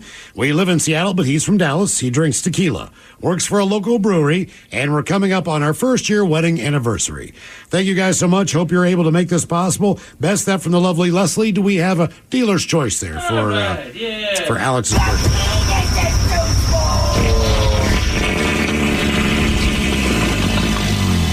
All right, guys, here you go. Happy, happy, happy birthday. Happy, happy, happy birthday. Happy, happy, happy birthday to you, to you, to you. Ya's a Dirty Germans brought to you by Men's Room Original Sausage. Available through Uli's world famous sausage, mensroomlive.com, and other fine retailers. Schweinefly. Thank you, Bob. Let's get a contestant online for your guess is as good as mine now. 206-803-ROCK. In the meantime, some updates on Men's Room IPA from Black Raven Brewing. Thank you guys for continually sending these in when you find new locations. We appreciate it. And the picks help as well. Guys, this is Rick at Stack 571 Burgers and Whiskey Bar in Totem Lake. We've been carrying the Men's Room IPA on tap for a few months now. Nigel, our buddy from Black Raven, told us to give you the info. Thanks, guys. Appreciate it. That from Richard or Rick again. That is the Stack 571 Burger and Whiskey Bar in Totem Lake. Excellent. Sounds like a good neighborhood spot. Guys, I'm a bartender at Daffodil Bowl in Puyallup. We started carrying your Men's Room on tap about 3 weeks ago. It's selling real well. Please add us to your list of businesses where you can find the Men's Room IPA from Black Raven. Thanks, guys. Appreciate it. Miles, I had one on draft yesterday in the wild. In the wild. Smarty Pants and Burien. Okay. Very good. Which also, Smarty Pants has very, very good sandwiches. I highly recommend it. What'd you get? I got like their steak and cheese. It was awesome. Well, their hamburger was fantastic. Right, and I've had their Chicago beef before. Yeah. Italian beef, which was really good. But yeah, I was over in that area, and I was like, let's go in there. And then I already had a cocktail, kind of a espresso martini. I think it's named after one of the bartenders. Then I saw they had the Men's Room IPA on draft. So I was like, could I order two? Guys like, yeah, you could have 2 drinks. Liquor and Horrors, gentlemen. I'm a merchandiser with a national wine and spirit distributor here in the Pacific Northwest. And I have found more locations where Men's Room IPA from Black Raven is sold. Friday Harbor Marketplace on San Juan Island and the Goose Community Grocer in Langley, Washington on Whidbey Island. Thanks, guys, and regards. That from our buddy Alan. Alan, thanks for the update. Guys, this is Jamie from the Goose Pub and Eatery in Bellevue. And we now carry the Men's Room IPA from Black Raven on tap. Nice. Which is a delicious way to have it. Also on tap at the Midtown Public House in Port Angeles. So if you're in Port Angeles, head to the Midtown Public House. And one more extra email here, just a random one, so to speak. But this one is about the 60 Minutes tick, tick, tick, tick, tick, tick, tick. The just worst sound that any kid could ever hear. My God, dude, yeah. Olovich, you nailed it. The 60 Minutes tick, tick, tick, tick, tick, tick. Absolutely the most depressing sound to hear as a child for Generation X. It literally meant fun playtime weekend completely over. You guys should add that as a soundbite or maybe a big dummy question. Hearing y'all mention it, frankly, gave me a little PTSD. Oh, yeah. You guys rock. That from Brett. Okay, time for Low. Your guess is as good as mine. It's an easy game to play. We get a contestant in line. You pick from one of 2 categories and see how many you can get right out of said category before 3 strikes, and you're out. Steve, who is our contestant? Ready to play Your Guess is as good as mine. Full disclosure, Miles, I have no idea. But he says his name is Mike. Hello, Mike. Welcome to the Men's Room. Hola, you wrinkly gentlemen. Back to the wrinkly. Yes. Good Lord. A lot of wrinkle talk. Mike, welcome to the program. Your guess is as good as mine. Your categories, you have the greatest dog characters of all time. Ranker.com had people vote on the greatest dog characters in their lifetime. We have 20 of these dogs. If you get 10 right, we will give you the category. And we have the best countries in the world for tourism. They looked at a bunch of factors like roads, hotels, attractions, how much everything costs, basically how well equipped each country is when it comes to handling tourists. So, Mike, do you want to go with the top 10 best countries in the world for tourism or the greatest dog characters of all times? Let's go with some dogs and figure out who let them out. All right, let's find out who let the dogs out, Mike. Okay, you know how the game is played. You get as many guesses as it takes to hopefully get 10 before 3 strikes and you're out. So as far as dog characters go, some of them are cartoons. Maybe 1 or 2 are real-life dogs. That does not seem to be where this list is going at all. So I would keep it more to cartoons and movies, so to speak. Cartoon and movies. Well, let's start out with number 1, Scooby-Doo. Scooby-Doo. Number 2 on the list. Ooh, number 2. He is number 2. Where's Snoopy Land? Snoopy Land's number 1. Yeah. All right, you got the first 2. That's Snoopy my boy. And Scooby-Doo. Word of advice to people, don't believe that beagles are as cool as Snoopy, because they're not. No. I know that for a fact. That is a poor representation of beagles. Let's try... This might be like a long shot, but maybe Airbud? Airbud. Ooh, yeah. That is not actually a bad guess at all.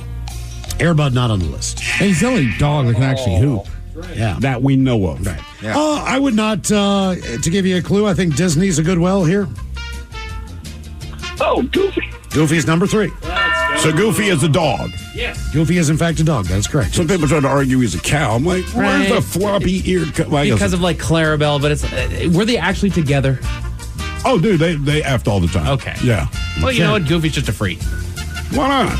I'm a dog, you're a cow. Let's get it on. Let's go. All right, Mike. You got 3 out of Hot diggity dog. 3 out of the 10 so far. Let's stick inside Mickey Mouse Disneyland and say Pluto. Pluto's number 4. All right. You've got the top 4 dogs, characters of all times that are ranked by Ranker.com. Snoopy, Scooby-Doo, Goofy, and Pluto. You have 2 strikes remaining. All you need are 6 more dogs. Man.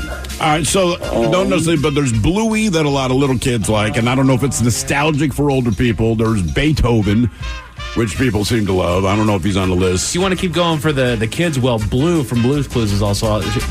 That's a... Blue is different than Bluey? There. Yes. Okay. I'm going to go with right there, Blue. You're going to go with Blue from Blue's Clues, is that correct? Yes. That is number 13 on the list. Oh, let's and go. we're giving it to you. Okay. So you've got 5 out of the 10. You still have 2 strikes remaining. Well, let's see. From the text line, someone says Astro from the Jetsons, maybe. I don't know if I'd guess that one yet.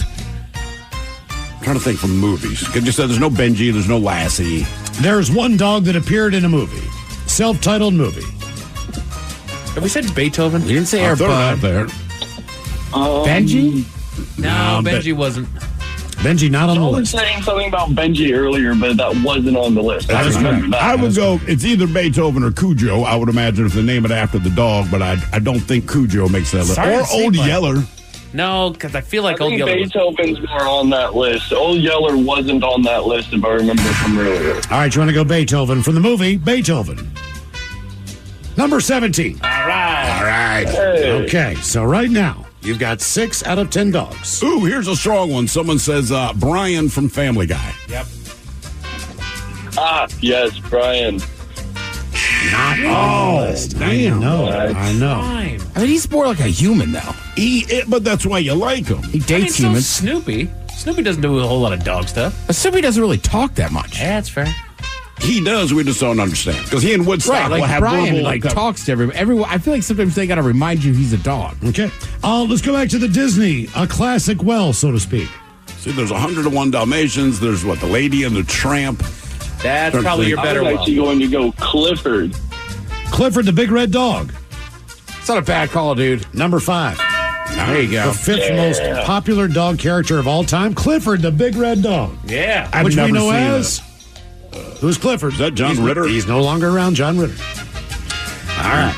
So you've got 7. 7 out of 10 so far, Mike. You've got 1 strike remaining. These are the top greatest dog characters of all time ranked by Ranker.com. 1 strike remaining or 1 strike against him? 1 strike remaining. So he's got 2 strikes, 1 left. Gotcha. Oh, that's right, Brian. People are saying... Not an official guess, more of a question. Would Cat Dog count? Cat Dog? Yeah, that was an old Nickelodeon show. It was, they were... they were attached to the butt, basically, right? Yeah. I wouldn't go that well. I like where your head's at, but I don't feel like it would apply here. People are saying Marley from Marley and Me, but I don't know if that's going to be on there. Odie from Garfield. Wait, wasn't Ren like a Chihuahua from Ren and Stimpy? I think he was the Chihuahua, and I don't remember who was who. Stimpy was the stinky one. We'll say Ren from Ren and Stimpy. I feel like that's the long shot guess. All right. Not bad. You got 7 out of the 10. This list is a little bit difficult. Keep in mind, this is an updated list on Ranker.com, so people are still actively voting on the list. I'm going to rattle off some that come from the text. Underdog. Underdog, not on the list. Not bad. Spuds McKenzie, probably not on the list. Hong Kong Phooey. Not on the list. Marmaduke, come on. Not on the list. Is Astro on there? Astro, not on the list. I'm lost. Okay. Okay, so correct answers. Number 1, Snoopy. Number 2, Scooby-Doo. Goofy, Pluto. Clifford the Big Red Dog. Blue from Blue's Clues. And Beethoven from Beethoven. All right. Other possible answers included Doug from the movie Up. Oh, yeah. Really? Really? You're gonna put him on the It top? was awesome. Tramp and Lady from Lady and the Tramp. Okay. Slinky Dog from Toy yeah, Story. Toy Story. Odie from Garfield. There it is. Toto from The Wizard of Oz. Spike from Tom and Jerry. Pongo from 101 Dalmatians. Yep. Copper from The Fox and the Hound. Nice. Shadow from Homeward Bound, The Incredible Nice. Journey. Nana from Peter Pan. Bolts from Bolt. And Balto from Balto, which is something I've never I know even heard nothing of. about Balto was the reason why the Iditarod came to be. He delivered penicillin to the kids of Nome, I believe. Oh, okay. Yeah. Very good. Okay, there you go. And your guess is as good as mine. Coming up, we'll drink a toast with the shot of the day. You are listening to The Men's Room. You don't just live in your home. You live in your neighborhood as well. So when you're shopping for a home, you want to know as much about the area around it as possible. Luckily, Homes.com has got you covered. Each listing features a comprehensive neighborhood guide from local experts. Everything you'd ever want to know about a neighborhood, including the number of homes for sale, transportation, local amenities, cultural attractions, unique qualities, and even things like median lot size and a noise score. Homes.com. We've done your homework. This episode is brought to you by Progressive Insurance. Whether you love true crime or comedy, celebrity interviews or news, you call the shots on what's in your podcast queue. And guess what? Now you can call them on your auto insurance too with the Name Your Price tool from Progressive. It works just the way it sounds. You tell Progressive how much you want to pay for car insurance, and they'll show you coverage options that fit your budget. Get your quote today at Progressive.com to join the over 28 million drivers who trust Progressive. Progressive Casualty Insurance Company and Affiliates. Price and coverage match limited by state law. This is the story of the one. As a maintenance engineer, he hears things differently. To the untrained ear, everything on his shop floor might sound fine, but he can hear gears grinding or a belt slipping. So he steps in to fix the problem at hand before it gets out of hand. And he knows Grainger's got the right product he needs to get the job done, which is music to his ears. Call, click Grainger.com, or just stop by. Grainger, for the ones who get it done. Welcome to a trip you'll never forget in Denver, where summer sunshine sparks mountain adventure, where neighborhood strolls lift spirits sky high, and where music takes center stage at Red Rocks. Catch a baseball game at Coors Field, step into new dimensions at Meow Wolf, and take flavor to the next level under the stars at a Michelin restaurant.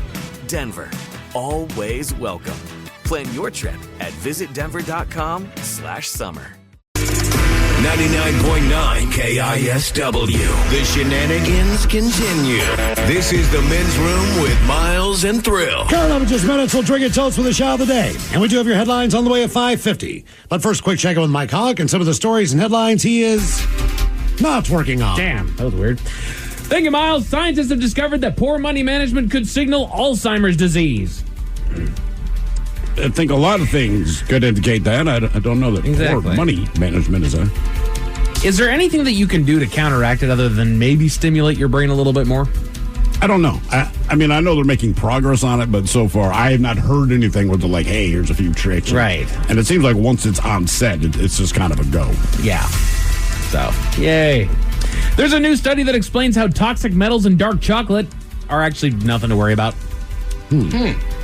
What? Maybe they just don't break down inside of us, or maybe it's so small that it doesn't matter, but... Maybe, I guess. I feel like they use the word toxic. There's a reason you brought it up. I don't want to know. Yeah. Exactly. I'm just going to eat my dark chocolate. If it's not a problem, then don't tell me that there's a possibility of any kind of a problem. Yes. Right. All right. I know plastics are lowering my sperm count, apparently. But hooray. Every time you read something. I'm all right with that. Oh, good. Right. Everything's going to cause cancer. Everything's going to take years off your life. Ta-da. Yeah, once you're born, you're dying. Yeah. 75% of Americans say there's one thing that you must do before leaving on vacation. Anybody know what that one thing is that you must do before you leave for an extended vacation? Turn everything off? Turn everything off's not a bad call there. I don't know. It has to do with that, sort of, but it's basically just cleaning your house. Oh, yeah, I do that. So you don't come home to like a dirty house. Exactly. It is the worst feeling. One time we decided, F it, we'll deal with it when we get back, right? And just I can't explain it. You come back, you're tired. The kitchen was a disaster. I'm like, never again. And now you're pissed. Oh, yeah, for sure. Right? And the thing is that as soon as you get home, you're going to start ruining your house again. Because your suitcases are in there. Let's face it, you're not putting all your clothes away all at the same time. Because you got a suitcase full of dirty clothes, so it's all going to pile up. So now already you have chores that need to be done.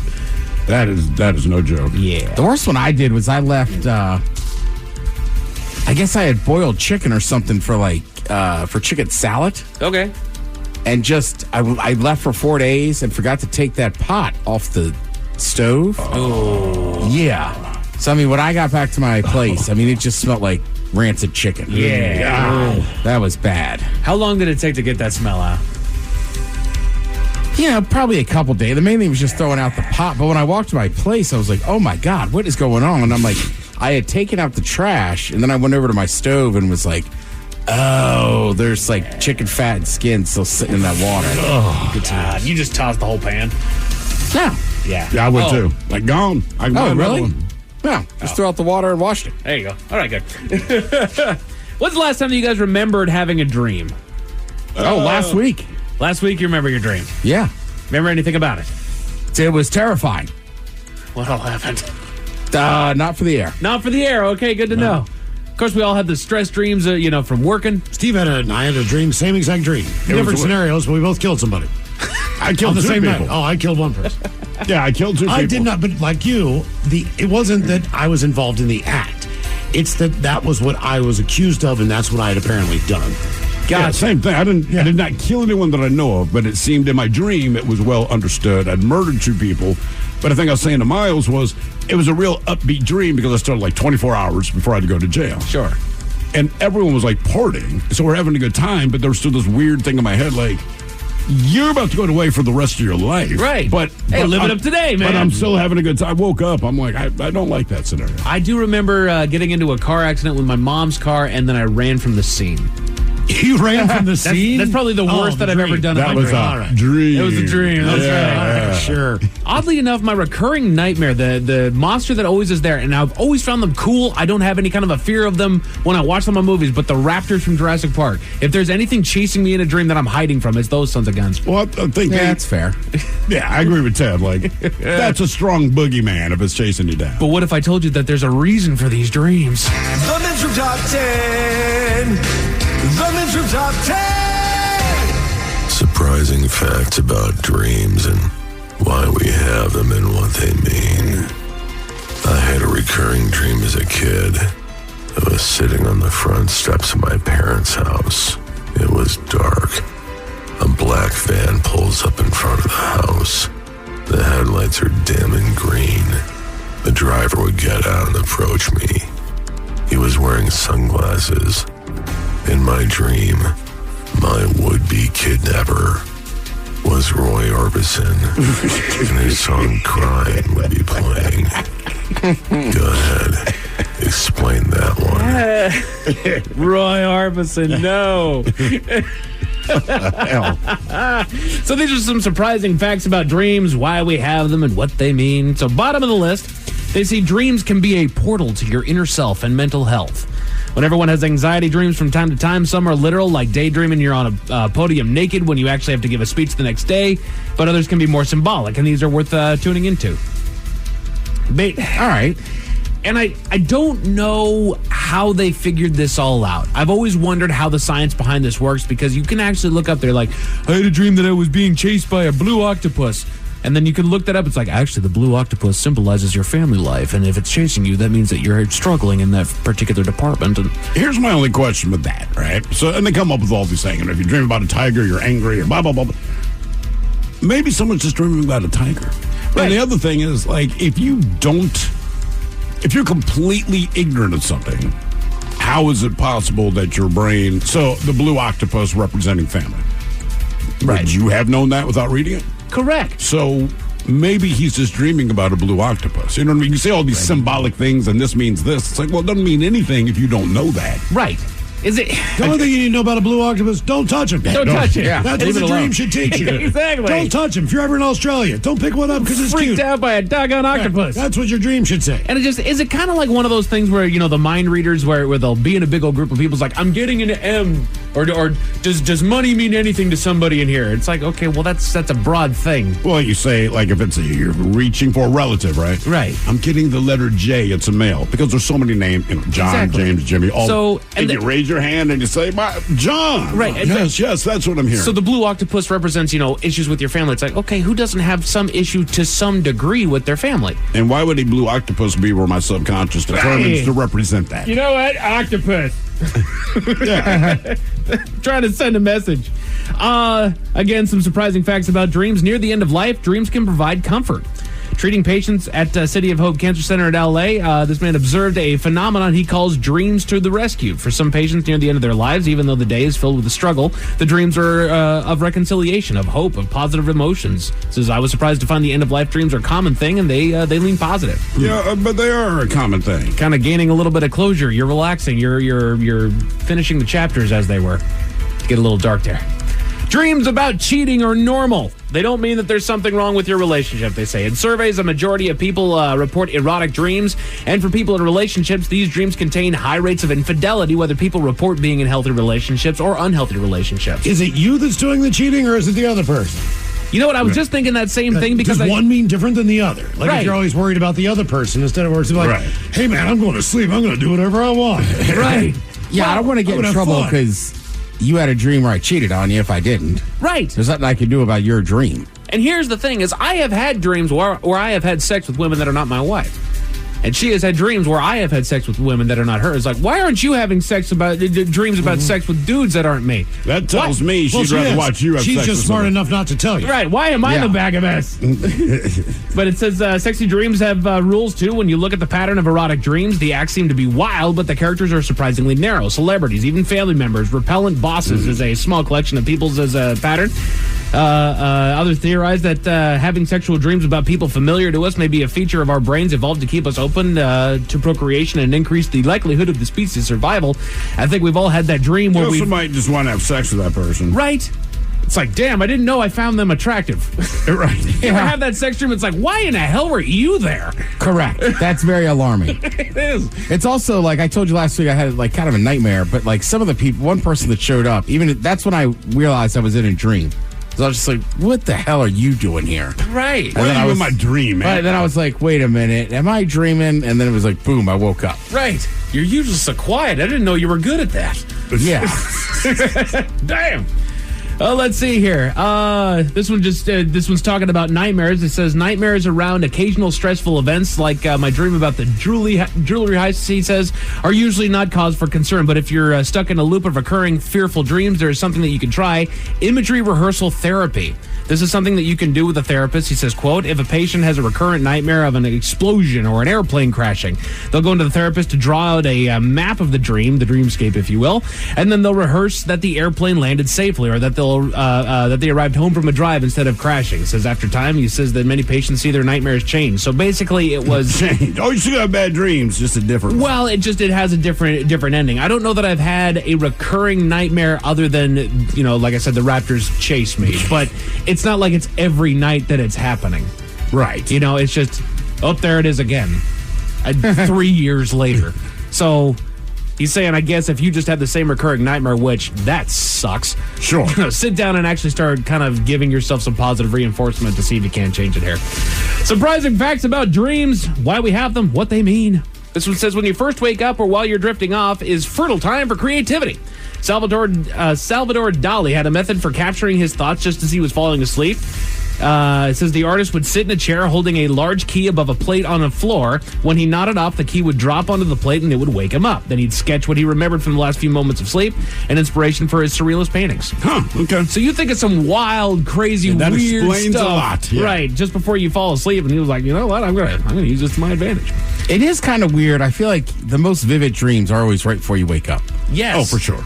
Those are chances are that is the one that you remember if you remember a dream. Well, and they say that we dream throughout the night, and yet those vivid dreams, I feel like they seem to take forever. However, I think dreams actually occur incredibly quickly in our brains. That's my understanding. I don't think it's a that real quick thing. I don't think that we can perceive just how fast those dreams are actually flashing right in front of our eyes. Mm-hmm. Because, number 2, our brains are super active when we dream. Says he learned something fundamental about dreams in the midst of performing brain surgery. Says it was awake surgery. He'd numb the scalp and partially open the skull, and he was operating on the left temporal lobe where language is typically located. Working carefully to avoid damage, he went millimeter by millimeter, stimulating the neurons and asking the patient to count to 10 at each spot. But after one such zap of electricity, his patient experienced a nightmare that had recurred to him since childhood. Jeez. Research has since confirmed that nightmares and all dreams arise from the brain's activity. Now we know from different measurements of electricity and metabolic usage, the sleeping, dreaming brain is burning hot. It's sparking with electricity. We might be asleep, but the brain is on fire. All right. Yeah, it's working. It's doing stuff. And it's not got to worry about the other nonsense of the day, right? Exactly. Like, your brain's always looking to protect you or help you, but at night, go crazy, bud. Right. It's like, I got S to do. Well, and also, right? Like, he's just dumbass when you're awake. Right, he's just laying here. I can go have some fun. Exactly, and I did read down that our brain actually does paralyze the body when we're sleeping. So now it's overactive because it, like you said, it doesn't have to worry about the rest of that stuff. You put the vitals on autopilot, and then the rest, let's explore the realms of the universe. And things you don't need, it does not even. So let's, like, if you're trying to read something in a dream and no one can pull it off, right? And even when I've had a lucid dream, I made it a point to try to read, and you still couldn't. They said part of the reason is when you're asleep, the part of the brain that does stuff like that is completely shut down. Right. So even when you're dreaming, your brain's like, I'm not going to activate this for you to read nonsense. It's just, there's nothing there. Sorry. Exactly. And when you try to wake yourself up and you can't, like, move your mouth and all this, it's the same thing. That part of your brain's shut down. So you're trying to wake yourself up because the situation's bad. Yeah. They're like, it ain't going to happen. But then the number one surprising fact about dreams, why we have them, what they mean, what do you know? Dreams are not random. From dream diaries recorded in ancient Egypt and China to reports from anthropologists in the Amazon to surveys of modern Americans, evidence shows that our dreams have a lot in common. For example, being chased and falling off are pretty consistent. Sure. So that makes sense. They also said if you die in a dream, you might die in real life. I remember dying in a dream, man. It was like a Road Warrior style kind of dream. Long story short, I fell off the back of this truck, and I remember seeing my body. I fell off the back of the truck, and there's one of those Road Warrior cars behind it, and it rolled over top of me, and I remember I popped. It was like, but like, that's what it sounded like. There were guts everywhere, and I woke up. It wasn't even a bad dream. It was kind of a cool dream. I didn't like the ending so much, but I'm like, I died. I feel fine. Yeah, I'm with you. I've died in a dream. Same thing. I was like, obviously I didn't really die. Right. Yeah. Here I am. Or heaven is a lot like Earth. No kidding. Still got to go to work. Yeah, like, why am I going to work every day? Like, what bills do I got to pay? A group of thieves in Australia tried to steal a military tank, but it didn't end so well, Miles. Why is that? Tell you all about it at 5:50. Thank you, sir. Headlines are coming up at 5:50. In the meantime, let's get a contestant on the line for Profile This at 206-803-ROCK. Have we made it to drinking time? What kind of programs does this school have? How are the test scores? How many kids do a classroom? Homes.com knows these are all things you ask when you're home shopping as a parent. That's why each listing on Homes.com includes extensive reports on local schools, including photos, parent reviews, test scores, student-teacher ratio, school rankings, and more. The information is from multiple trusted sources and curated by Homes.com's dedicated in-house research team. It's all so you can make the right decision for your family. Homes.com. We've done your homework. This is the story of the one. As a maintenance engineer, he hears things differently. To the untrained ear, everything on his shop floor might sound fine, but he can hear gears grinding or a belt slipping. So he steps in to fix the problem at hand before it gets out of hand. And he knows Grainger's got the right product he needs to get the job done, which is music to his ears. Call, click Grainger.com, or just stop by. Grainger, for the ones who get it done. This episode is brought to you by Progressive Insurance. Whether you love true crime or comedy, celebrity interviews or news, you call the shots on what's in your podcast queue. And guess what? Now you can call them on your auto insurance too with the Name Your Price tool from Progressive. It works just the way it sounds. You tell Progressive how much you want to pay for car insurance, and they'll show you coverage options that fit your budget. Get your quote today at Progressive.com to join the over 28 million drivers who trust Progressive. Progressive Casualty Insurance Company and Affiliates. Price and coverage match limited by state law. It's time to dust off your glove, grab your bat, and hit the road for some baseball. But before you head to the game, make sure your ride is in top shape. At Axton Automotive, our skilled mechanics ensure your vehicle is running smoothly so you can focus on cheering for your team. Don't strike out this spring. Get your car ready for baseball season. Visit AxtonAutomotive.com or call 360-685-7976. What kind of programs does this school have? How are the test scores? How many kids do a classroom? Homes.com knows these are all things you ask when you're home shopping as a parent. That's why each listing on Homes.com includes extensive reports on local schools, including photos, parent reviews, test scores, student-teacher ratio, school rankings, and more. The information is from multiple trusted sources and curated by Homes.com's dedicated in-house research team. It's all so you can make the right decision for your family. Homes.com. We've done your homework. This is the story of the one. As a maintenance engineer, he hears things differently. To the untrained ear, everything on his shop floor might sound fine, but he can hear gears grinding or a belt slipping. So he steps in to fix the problem at hand before it gets out of hand. And he knows Grainger's got the right product he needs to get the job done, which is music to his ears. Call, click Grainger.com, or just stop by. Grainger, for the ones who get it done. With an American Standard heat pump system, the future of heating and cooling your home is already here. Bringing constant comfort to your home, American Standard heat pumps are energy efficient, reliable, and ready for tomorrow, today. Plus, making the upgrade from your traditional furnace or AC unit is easier than ever before with home energy offers, rebates, and tax credits. Learn more at americanstandardair.com/electrification. American Standard, built to a higher standard. Preserve your precious wedding memories with Walmart Photo same-day canvas prints. 16 by 20-inch canvases are now in rollback for only $34.88, and you can choose from beautiful designs that best fit you. Order online at walmart.com/photo, in-store, or on the Walmart app. What's up? It's your boy, the Ted Smith from the Men's Room. And did you know I have a podcast? Well, I do. The Podcast. New episodes uploaded every Wednesday on the Odyssey app. Somebody out there deserves to be recognized. And the Men's Room knows just who it is.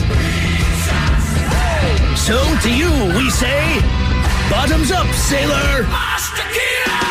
You're the toast of our shot of the day. Drink time it is, and as usual, we head to the drink desk and Steve at Thrill Hill to find out who we're toasting. Yes, indeed. And, well, I will not give you the full story, so our very own Mike Hogg has it coming up in his headlines. Yep. But you know what? We do indeed toast 3 anonymous would-be thieves from Queensland, Australia. Armed with a crowbar, a grinder, a torch, and a few other tools, they broke into a man's workshop that houses his prized luxury car collection. So I'm only going to give you a few more details, Mike. I'll let you pick it up. But thanks to closed circuit TV, police were able to watch these geniuses at work. So after smashing through a door, one of the guys went to work on a 12-ton tank with an angle grinder. You're probably wondering, why is there a 12-ton tank? Well, the guy that owns these luxury cars, he obviously works on all different types of vehicles. In this particular tank, he was redoing it for some kind of charity that later raises money for something good, all right? Okay. So that's why that was there. Well, that caught this guy's attention. And as the one guy had the angle grinder on the back of the tank, the other guy hopped in the tank and tried to put it in reverse. And the good news is he was successful. And he ended up crushing the guy who had the angle grinder and pinned him to a pole. All right, this is a 12-ton tank. He puts it in reverse, now puts his friend and crushes him up against the pole. Said, I will not finish the story. I'll let Mike finish it. But I just will say, instead of helping their buddy, they immediately started rooting through some drawers looking for car keys. I'll just leave it there. I'll let you finish it. This dude has been crushed by a 12-ton tank. And they're like, we'll get to you in a minute, Billy. We really got to find these car keys. Jeez. So we pour this booze and we drink this booze because we think it's yummy. Yummy. So over the tongue and down the throat to party in our tummies. Down the hola bitola. The Men's Room presents Profile This. And Steve at Thrill Hill, could you please tell everyone how Profile This is played? I sure as hell can, Miles. It's a simple game where we share with you a real-life news story, something that happened right here on planet Earth. And as you listen to the story, based on the stereotypes you believe to be true of people and the decisions that people make, we'll ask you what it is you think makes the story a story. Hello, Dave. Welcome to the Men's Room. Hola, bitches. Hola. All right, Dave, you understand how this here game is played? Yes, I do. Fantastic. You have your choice of one of 3 stories. Today's categories are Bite Me. In other words, what did someone find in their food? Hit Me with Your Best Shot, where you guess the unconventional weapon that someone chose to use as a weapon. And finally, Animalize This, where you guess the animal responsible for causing the problem. We will go with Hit Me With Your Best Shot. Here is your story. About 2 weeks ago, there was a story about road rage where a woman threw spaghetti at another car, which was being driven by a pregnant woman. We actually covered that one here. Now there's this. A 46-year-old man in Florida named Nolan Goins. He got in a road rage incident last Thursday over, quote, glaring headlights. Now, according to the police report, Nolan was so upset that he threw something from the passenger seat of his vehicle, striking another driver through that driver's open window and hitting the victim in the arms, legs, and torso. Now, Nolan was charged with misdemeanor battery and booked into the county jail. He's not a chef. He's a painting contractor whose rap sheet includes convictions for selling marijuana, obstruction of justice, and battery. But that said, he did, in fact, throw more food out of his car into the open window of the other car. The question is, what was thrown? Was it soup, chicken, spaghetti, or tacos? So soup, chicken, spaghetti, or tacos? I mean, I guess it's better than being shot, but it seems like the big thing now is if I've got food, throw it out my window. What time of day was it? This was...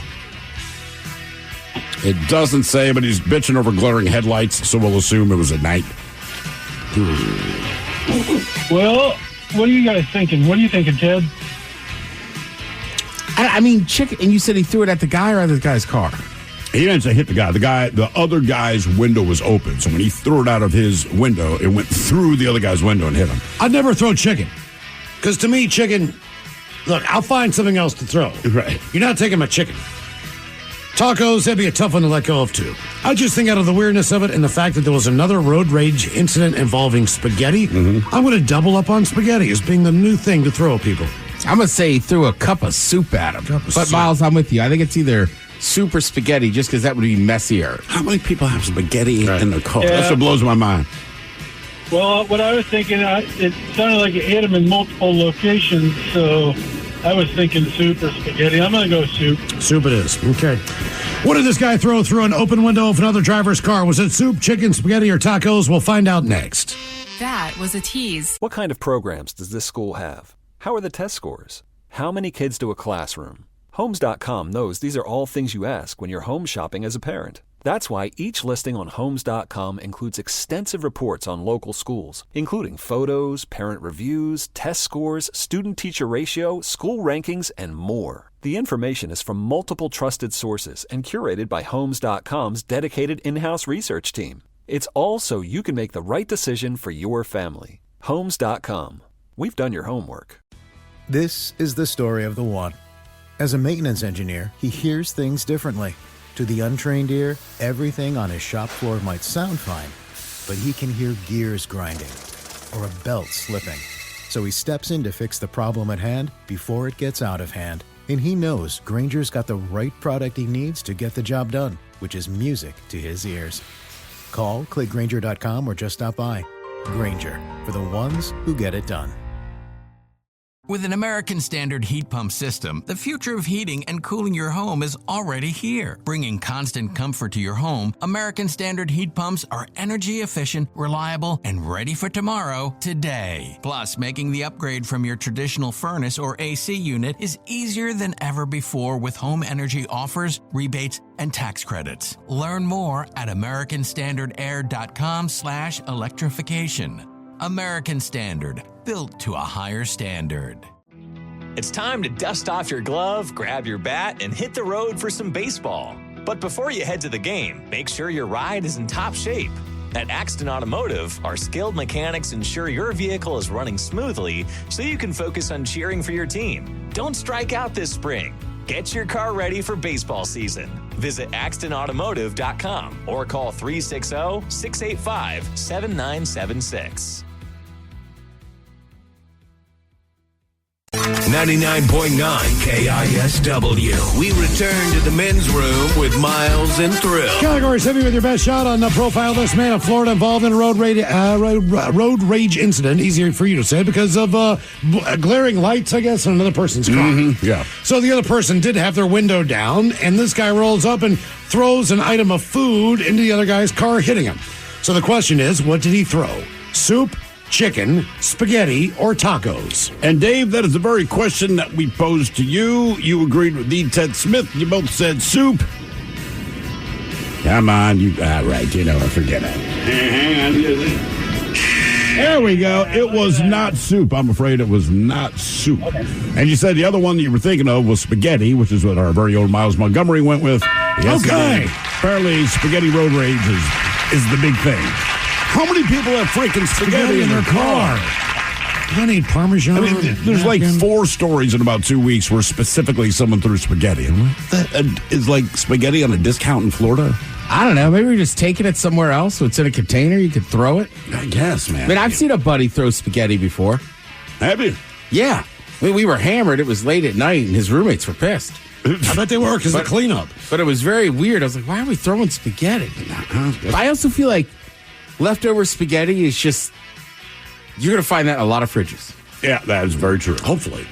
Now, for all TV news all the time, it's time for TV Time with Ted. And now, because your pathetic life is confined to countless hours in front of a talking box, the Men's Room presents TV Time with Ted.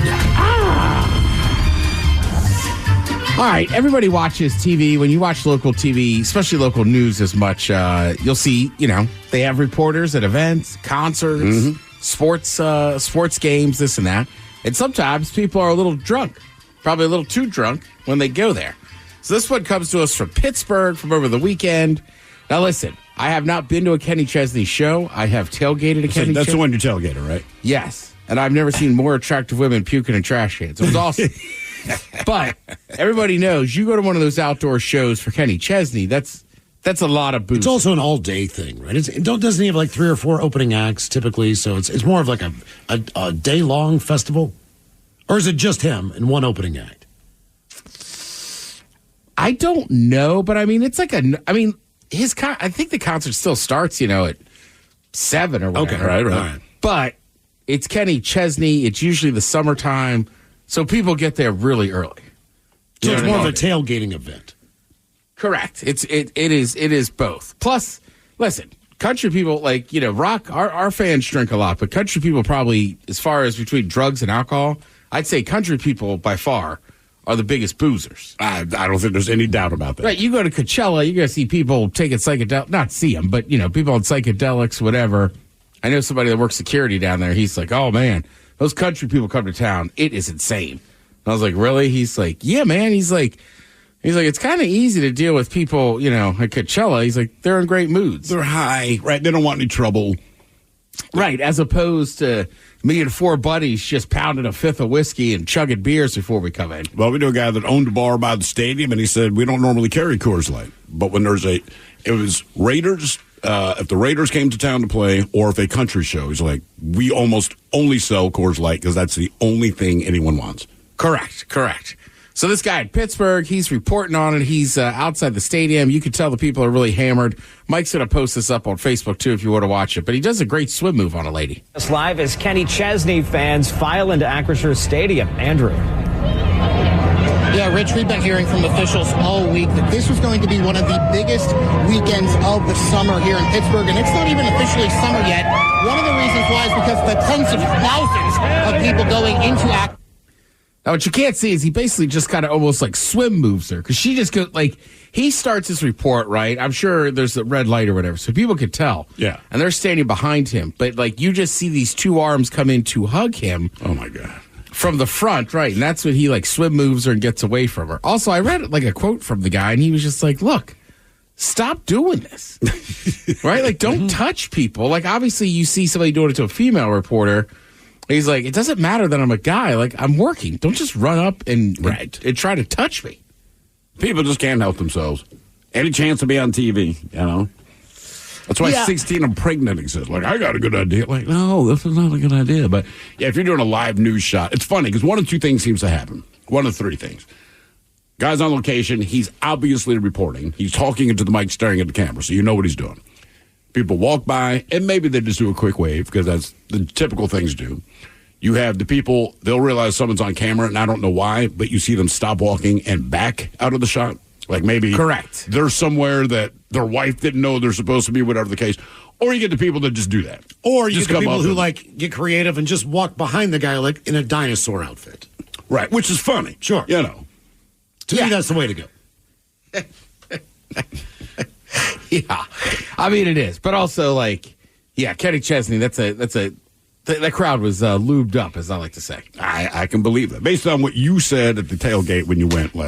Okay, yeah. I mean, honestly, I've been to a lot of sporting events at Lumen Field. Mm-hmm. I would have to say the longest I've ever waited for a beer was at a Luke Combs concert. Oh yeah, Right? I mean, look, I've been there for Metallica. I was just there for the Rolling Stones. Those lines move pretty decently. You go for a country show, man, and I mean, it is just, it's unreal. All right, Minecraft, the game, recently celebrated its 15th birthday. So basically, like Fallout, Halo, Last of Us, this is going to get a video game adaptation. Officially, Netflix says it's going to be animated. Not much is known about it, except it'll be the original story with new characters to show a new side of Minecraft world. I did not know there was a story involved. Like Minecraft, for my kid, and look, I'm not a big gamer by any stretch of the imagination, but when the kids were young, they and all their friends played Minecraft, and you'd watch it, and it's basically they're just kind of building things. You know, you could get a sheep and all this, and you build a house. I did not know there was even a story attached. I really just thought it was them building crap. Yeah, they said they're not clear if, there was a movie with Jason Momoa and Jack Black. Not sure if they're going to be involved. The Minecraft movie will hit theaters next April. Minecraft is the best-selling video game of all time with over 300 million copies Then sold. you have to think it'll do well. Oh, my kids will want to see it. Doesn't matter what it's about. They're going to want to see it. Did anybody actually watch the G.I. Joe movie? No. Yeah, I mean, I grew up. I mean, G.I. Joe was one of my favorite shows. I had a bunch of G.I. Joes, but yeah, I don't know. I don't know if I really want to go see that movie. And there was like real actors in it and stuff. I'm like, You know, it'd be a letdown. Yeah, right? Because, I was a kid. I liked watching the cartoons. And that's the thing, like, those movies are for the kids. So if you're 10 years old and you're watching that, then I'm sure the G.I. Joe movie was awesome. If you're doing it for nostalgic purposes, I really think you're just like, this is crap. Yeah, G.I. Joe used to come on every morning where I lived. But it came on at a time that basically, like, if I watched a whole episode, I'd be late for school. So, like, I don't know. Yeah, I always kind of remember watching G.I. Joe and being like, ooh, getting away with something here. You know what I mean? Yeah. Let's see. There's a lot of dating shows out there. Well, now there's a whole new era of dating show. Hulu has ordered a new show called Virgin Island. Oh, boy. Yes, it's exactly what it sounds like. A bunch of people who've never had sex will, quote, date, participate in unique romantic activities together, and make major decisions and commitments to one another. I just don't know how you could really validate the truthfulness of the person's statement. Oh, that they're a virgin? Yeah. I mean, that's kind of like, we have to honestly just believe that you were telling the truth. I think you just hedge your bets and say, look, man, you're going on national TV to tell everyone that you're a virgin. Good chance you're a virgin. And if you look, if you've had sex with someone, and if you're on television telling people you haven't, that person's going to get on Facebook and go, this guy is saying he's a virgin. We dated for 3 years, or whatever the deal is. So I think you'd be called out. It's just, I think both things, right? I'm with Thrill. I think if you're over like 25, you probably don't want to go on national TV and tell the whole country you're a virgin. And then Miles, you're right too. In this day and age, it'd be very hard to be on that show if you've already had sex with an ex, and she's going to be like, yeah, I had sex with that dude. He's full of crap. Yeah, he was engaged before me. Yeah. Now, more than likely, it might just be a bunch of people that are 21, 22, which still seems pretty normal. I'm sure there's nothing wrong with being a virgin. I just, as far as just the background check, that would be the one thing. We're like, all right, how do we validate these people? Yes, take the word. Look at them. You could apply online if you're over 21 and a virgin. All right. Only two stipulations.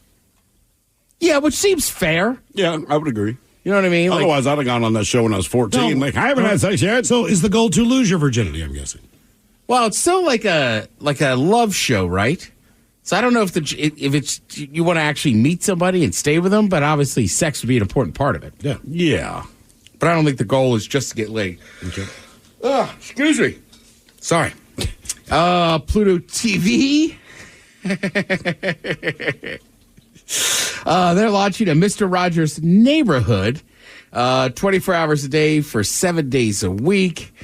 Basically, they're launching a channel sometimes this month. Mr. Rogers, of course, aired from 1968 to 2001. There's plenty of episodes to fill in the time, 912, including specials. Like, Mr. Rogers' Neighborhood was a very good, I loved it as a kid. I don't know that I want to go back and watch old Mr. Rogers shows. And does that translate to a kid today? Probably not. You got to think whatever advice he was dishing out back then has nothing. They're like, who is this creepy old man? Being nice, all those things. Sure, I get it. The basics. But who wears a sweater? And who comes in and feeds their fish right away? And who stares at the TV screen that long? Who's got a train coming through their living room that goes to a fantasy land? You guys change when you get home? Yeah. I don't. Immediately. Yeah. I feel like once I'm home for the day, even though like today I'm just wearing shorts and a long sleeve tee, which is pretty comfortable. But for some reason when I get home, I'll be like, ooh, let's put on mesh shorts. No underwear. Comfort zone. Yeah, for sure. But I don't know that I ever sit down and do it as good and exact as Mr. Rogers would. Now, he was precise. And what he always put on slippers or something, right? Mm-hmm. Kicked off his weird-looking tennis shoe things. Or was he wearing... Did he kick off his weird little pointy tennis shoes and put on slippers, or did he kick off like work shoes and put on his pointy? Good question. I don't remember. I can't remember either. I feel like he mainly was just kicking off his work shoes, which I mean I remember. It seemed like especially, there was definitely a period where my dad wore a suit all the time, and I mean he couldn't wait to get home and get those things off the dress shoes. Here's a question: what did Mr. Rogers do for a living? He was always coming home from work, but did he ever say like, "Hey, I've been working in the coal mines"? No, I believe he was a paleontologist. Paleontologist? Yeah. Okay. What's that? Just make something up, dude. Okay. They check on stuff, Miles. Check on Is that a dinosaur hunter? Paleontologist. Paleontologist. Yes. Yeah, he was one of those. I don't know. He's got to have a cool job. I think he was into human smuggling. Actually, he was a detective. The museum in Pittsburgh has a ton of dinosaurs for a museum that small. So do they have a Mr. Rogers thing? He's from... his thing is in the airport. Okay. So his display is at the Pittsburgh International Airport. Did he grew up in Pittsburgh? Mm-hmm. He's right by the Lego Franco Harris. All right, I remember Franco Harris. And then Mr. Rogers for years lived out. He had a house on Nantucket off the coast of Cape Cod. He seems like a guy that would live in Nantucket. Yeah. So I had a buddy... He was from Maine, and I guess for some reason when he was a kid, I don't know if he had a family member over there, but he would he would tell us that he'd spend some summers on Nantucket, and he would run into Mr. Rogers. He said it wasn't always great. Really? Yeah. Don't mess with me right now, boy. Yeah, I'm on vacation. Leave me alone. Actually, I'm in the middle of an acid trip. Sounds like that's basically the stuff he got from Mr. Rogers. Like, leave me alone, kid. I'm not at work. I'm coming down from a 3-day bender. Your voice is very grating. Oh, no. Is anybody watching any of the college baseball? I saw that it was on. I didn't watch any of it. It's also wild, too, is like I know right now women's college hoops had a big year. Mm-hmm. I know the WNBA has some great ratings, but I feel like the sport I'll watch the most is women's softball. Especially because we're right at the point now where you're getting close to the College World Series. Mm-hmm. You have these regionals and super regionals, but man, those softball games are pretty exciting, and it seems like the amount of runs they can score and the change in the games is massive. But I thoroughly enjoyed watching some baseball this year or this weekend and stuff.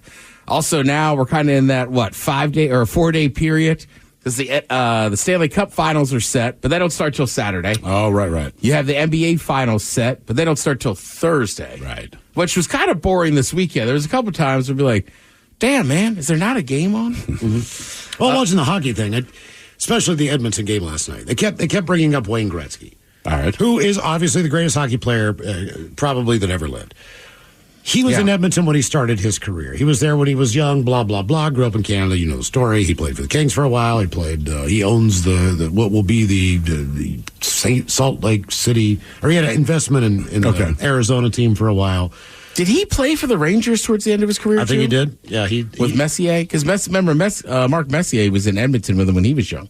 Right. Oh, yeah. But now it's like, Wayne's back, for the first time since, what's it been, 35 years for that team? Gretzky's like, I'm back. I'm an Oiler. I'm just like, you haven't stepped foot in that city for 35 years. Now, I understand why. I get it. But at the same point in time, like, you're in Arizona. You married a supermodel. You haven't even, what's going to take you to Edmonton? Honest to God. But that was cool to see that, he's a part of that whole thing. I think it's kind of crazy to see him just doing like the halftime, the intermission reports. Mm-hmm. Because you're right. He is regarded as the best player in hockey, which I guess maybe Tom Brady will be the same thing. They're just I don't know. Gretzky always seemed like he was on a higher level, so it's like, all right, it's good to see him just kind of in there doing a normal job that ex-athletes do, as well. I did watch some of I watched the Champions League final. which is always a big sporting event. The only problem is Real Madrid's won like 6 out of the last 11 or something. Yeah, it's not quite exciting. It's not quite exciting. I was cheering for Dortmund just because I wanted to see a change, but it's also funny because when you watch soccer tournaments, usually the legs leading up to it are more exciting. There's more goals. Sure. I feel like cup finals, it's always the same thing, like 1-0, 2-0, or it goes to kicks. But yeah, the Dortmund had some good chances. The first half, I was like, man, they might actually put one in. But of course they did, and then the only goal they actually scored was called offsides. So that was that was less than exciting. But yeah, you had all that going on. The Mariners were back in action. Then I was going to say, watch a little IndyCar. But other than that, you got a few days. But then you'll have that Stanley Cup final and the NBA final starting up this week. Get y'all fired up again. Nice. Thank you, Ted. We appreciate it. You're listening to The Men's Room. This episode is brought to you by Progressive Insurance. Whether you love true crime or comedy, celebrity interviews or news, you call the shots on what's in your podcast queue. And guess what? Now you can call them on your auto insurance too with the Name Your Price tool from Progressive. It works just the way it sounds. You tell Progressive how much you want to pay for car insurance, and they'll show you coverage options that fit your budget. Get your quote today at Progressive.com to join the over 28 million drivers who trust Progressive. Progressive Casualty Insurance Company and Affiliates. Price and coverage match limited by state law. Want to teach your kids financial literacy, but not sure where to start? Greenlight can help.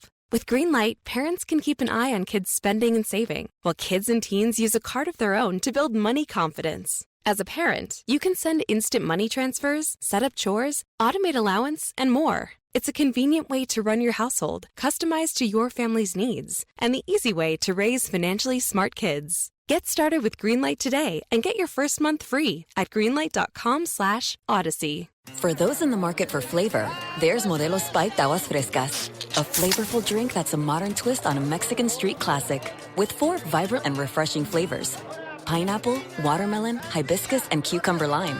Made with a splash of real fruit juice. Modelo Spiked Aguas Frescas are perfect for any fiesta, small or big. Modelo Spiked Aguas Frescas, boldly authentic, vibrantly flavorful. Drink responsibly. Modelo Spiked Aguas Frescas flavored beers imported by Crown Imports, Chicago, Illinois. Hibiscus contains juice only for color. If the last few years have taught us anything, it's that human connection means the world. By connecting with one another, we know we're not alone. By connecting, we feel what others feel. We breathe better, laugh easier, and feel healthier. At Regents, connection is at the heart of everything we do. It inspires our commitment to our communities and to you. Here, health isn't just a you thing, it's a we thing. Regents Blue Shield. Together we health. The Men's Room returns with Miles and Thrill. Now, let's see what's happening in the real world. All right, here we go. Men attempting robbery run over one of their own with a tank. Meanwhile, a Colorado man survives a shooting, and his necklace is to thank. In Georgia, 2 front loaders do battle in the street. A Florida man named Mr. Monopoly, the legal system he tried to cheat. And a Milwaukee 1-year-old goes to daycare and tests positive for coke. It's time for your headline. Now, it's time to hit the headlines. Here's Mike Hawk. Top story, we head to Australia for an interesting story. CCTV footage was shared with the media after a break-in occurred at a local garage. The footage shows the thieves break into the workshop and immediately attempt to steal a 12-ton military tank, coming fully prepared with torches and grinders.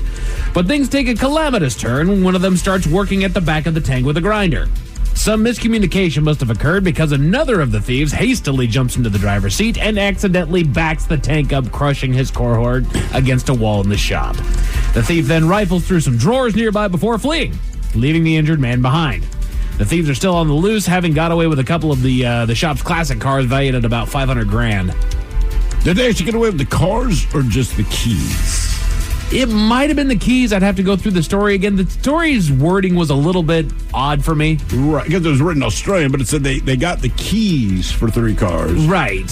But I feel like you would say like they got away with 3 cars. Right. But you only really Like, why had would you two put in- drivers at that point, though, because the other guy is smashed up against a pole. Right, like, okay, you got the keys, but is there... Maybe we could do something about Come that. back later? Okay. I don't know. They also don't ever say how the hell they got the guy out of there or if he made it out or anything like that. Like, hey, they pinned him up against the wall, I crushing him went against through, the wall. I don't know, man. Like, so this guy come to his shop to find a doggone body in there? It's like, I don't know. I went through like 7 different news sites that all covered the story. Yeah. Not one of them said what the fate of the guy who's hit by a 12-ton tank. Right. Pressed up against the pole. I'm like, guys. Right. And they did say that they left him, so it's like... Exactly. Did he make it? I know. And not one of the news sites would cover that. Criminy. In other news, speaking of grand theft, we head to Indiana, where a man seized opportunity. He was going about his day when he noticed a liquor truck parked outside of a local bar reloading their alcohol stock.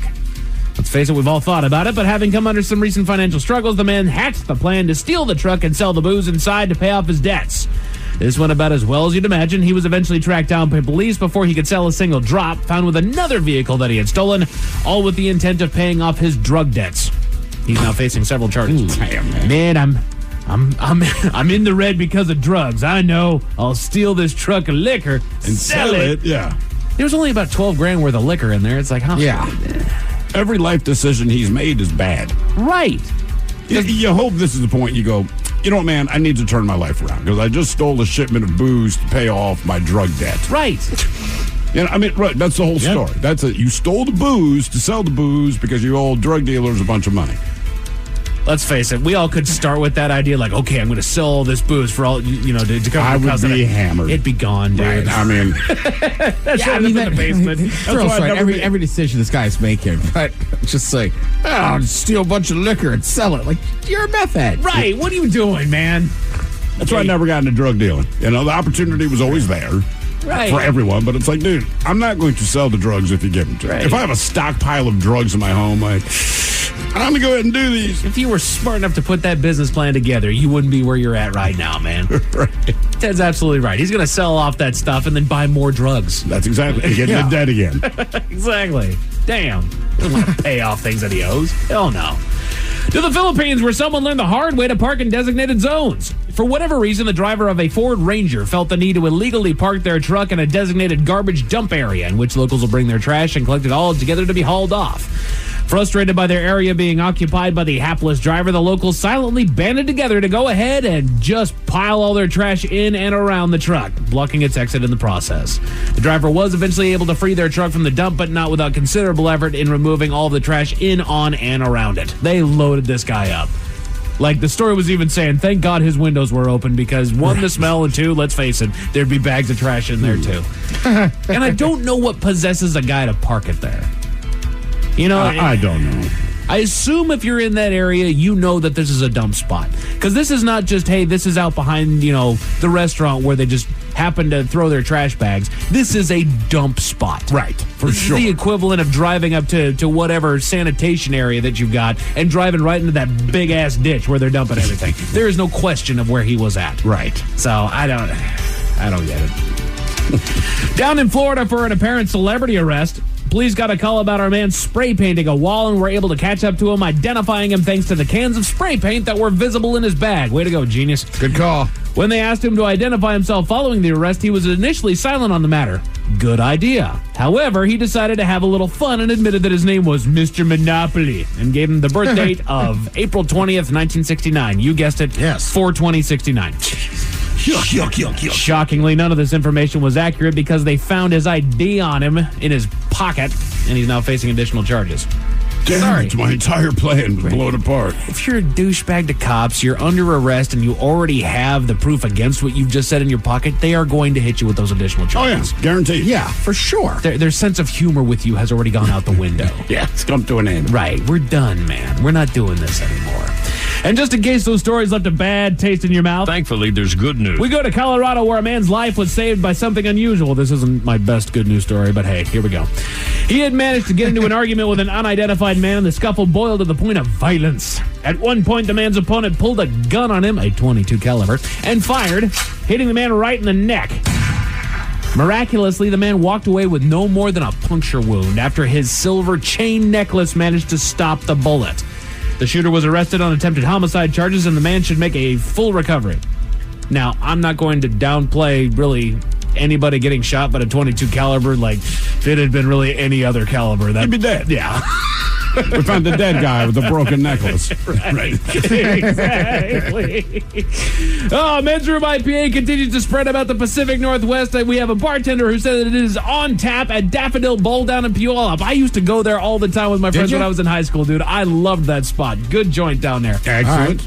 Our buddy Hart found it at Snow Isle Food Co-op in Everett, and we from the email as well, it's on tap at Midtown Public House in Port Angeles, so you can find it all there. And you can also find a comprehensive list of locations on the Men's Room page of KISW.com, and when all else fails, just look for that bright yellow can. In the world of sports, the Edmonton Oilers sealed the deal last night, punching their ticket to the Stanley Cup Finals against the Florida Panthers, who eliminated the New York Rangers over the weekend. The stage is set, and the games begin on Saturday the 8th. Your Seattle Mariners put on the coveralls and played janitor this weekend, sweeping the Angels in a 3-game series, extending their lead in the AL West to 4 games in first place. Well done, boys. Keep the fire. Let's get it going. They're off tonight. Thank God for us. And they will make their way to Oakland. They're so hot, they got to go home and cool down, Mike. That's right. Everybody, cool off. Cool off, man. They're going to make their way to Oakland, where they'll begin their 3-game series tomorrow with George Kirby getting the start. As far as your weather, if you like the rain and wind from today, I got good news for you. We're being reduced to cloud cover tonight without much rain, but that wind will continue, which is going to blow in more rain tomorrow. Pack a jacket and an umbrella if you're a tourist, just saying there. That's it for your headlines. With that, Mike Hawkins out. Thank you, appreciate it. We'll see you next time for the return of a little sit and spin with Taryn Daly, Steve Miggs from the Daily Miggs Morning Show. Yes, indeed. It's all true. But in the meantime, well, we be all about this bitch. So until next time, please do what you do best. And for Aletha's sake, stay beautiful. The Men's Room has been taped before a live studio audience. Wardrobe and makeup provided by Mantastic Limited. This has been a presentation of the Men's Room Radio Network. Oh, man! A Double Flush production. You don't just live in your home. You live in your neighborhood as well. So when you're shopping for a home, you want to know as much about the area around it as possible. Luckily, Homes.com has got you covered. Each listing features a comprehensive neighborhood guide from local experts. Everything you'd ever want to know about a neighborhood, including the number of homes for sale, transportation, local amenities, cultural attractions, unique qualities, and even things like median lot size and a noise score. Homes.com. We've done your homework. This episode is brought to you by Progressive Insurance. Whether you love true crime or comedy, celebrity interviews or news, you call the shots on what's in your podcast queue. And guess what? Now you can call them on your auto insurance too with the Name Your Price tool from Progressive. It works just the way it sounds. You tell Progressive how much you want to pay for car insurance, and they'll show you coverage options that fit your budget. Get your quote today at Progressive.com to join the over 28 million drivers who trust Progressive. Progressive Casualty Insurance Company and Affiliates.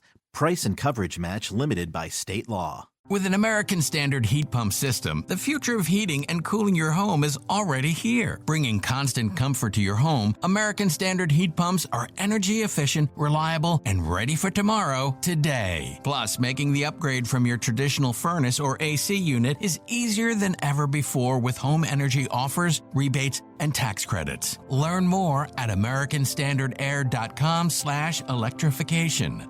American Standard, built to a higher standard. Welcome to a trip you'll never forget in Denver, where summer sunshine sparks mountain adventure, where neighborhood strolls lift spirits sky high, and where music takes center stage at Red Rocks. Catch a baseball game at Coors Field, step into new dimensions at Meow Wolf, and take flavor to the next level under the stars at a Michelin restaurant. Denver, always welcome. Plan your trip at visitdenver.com/summer.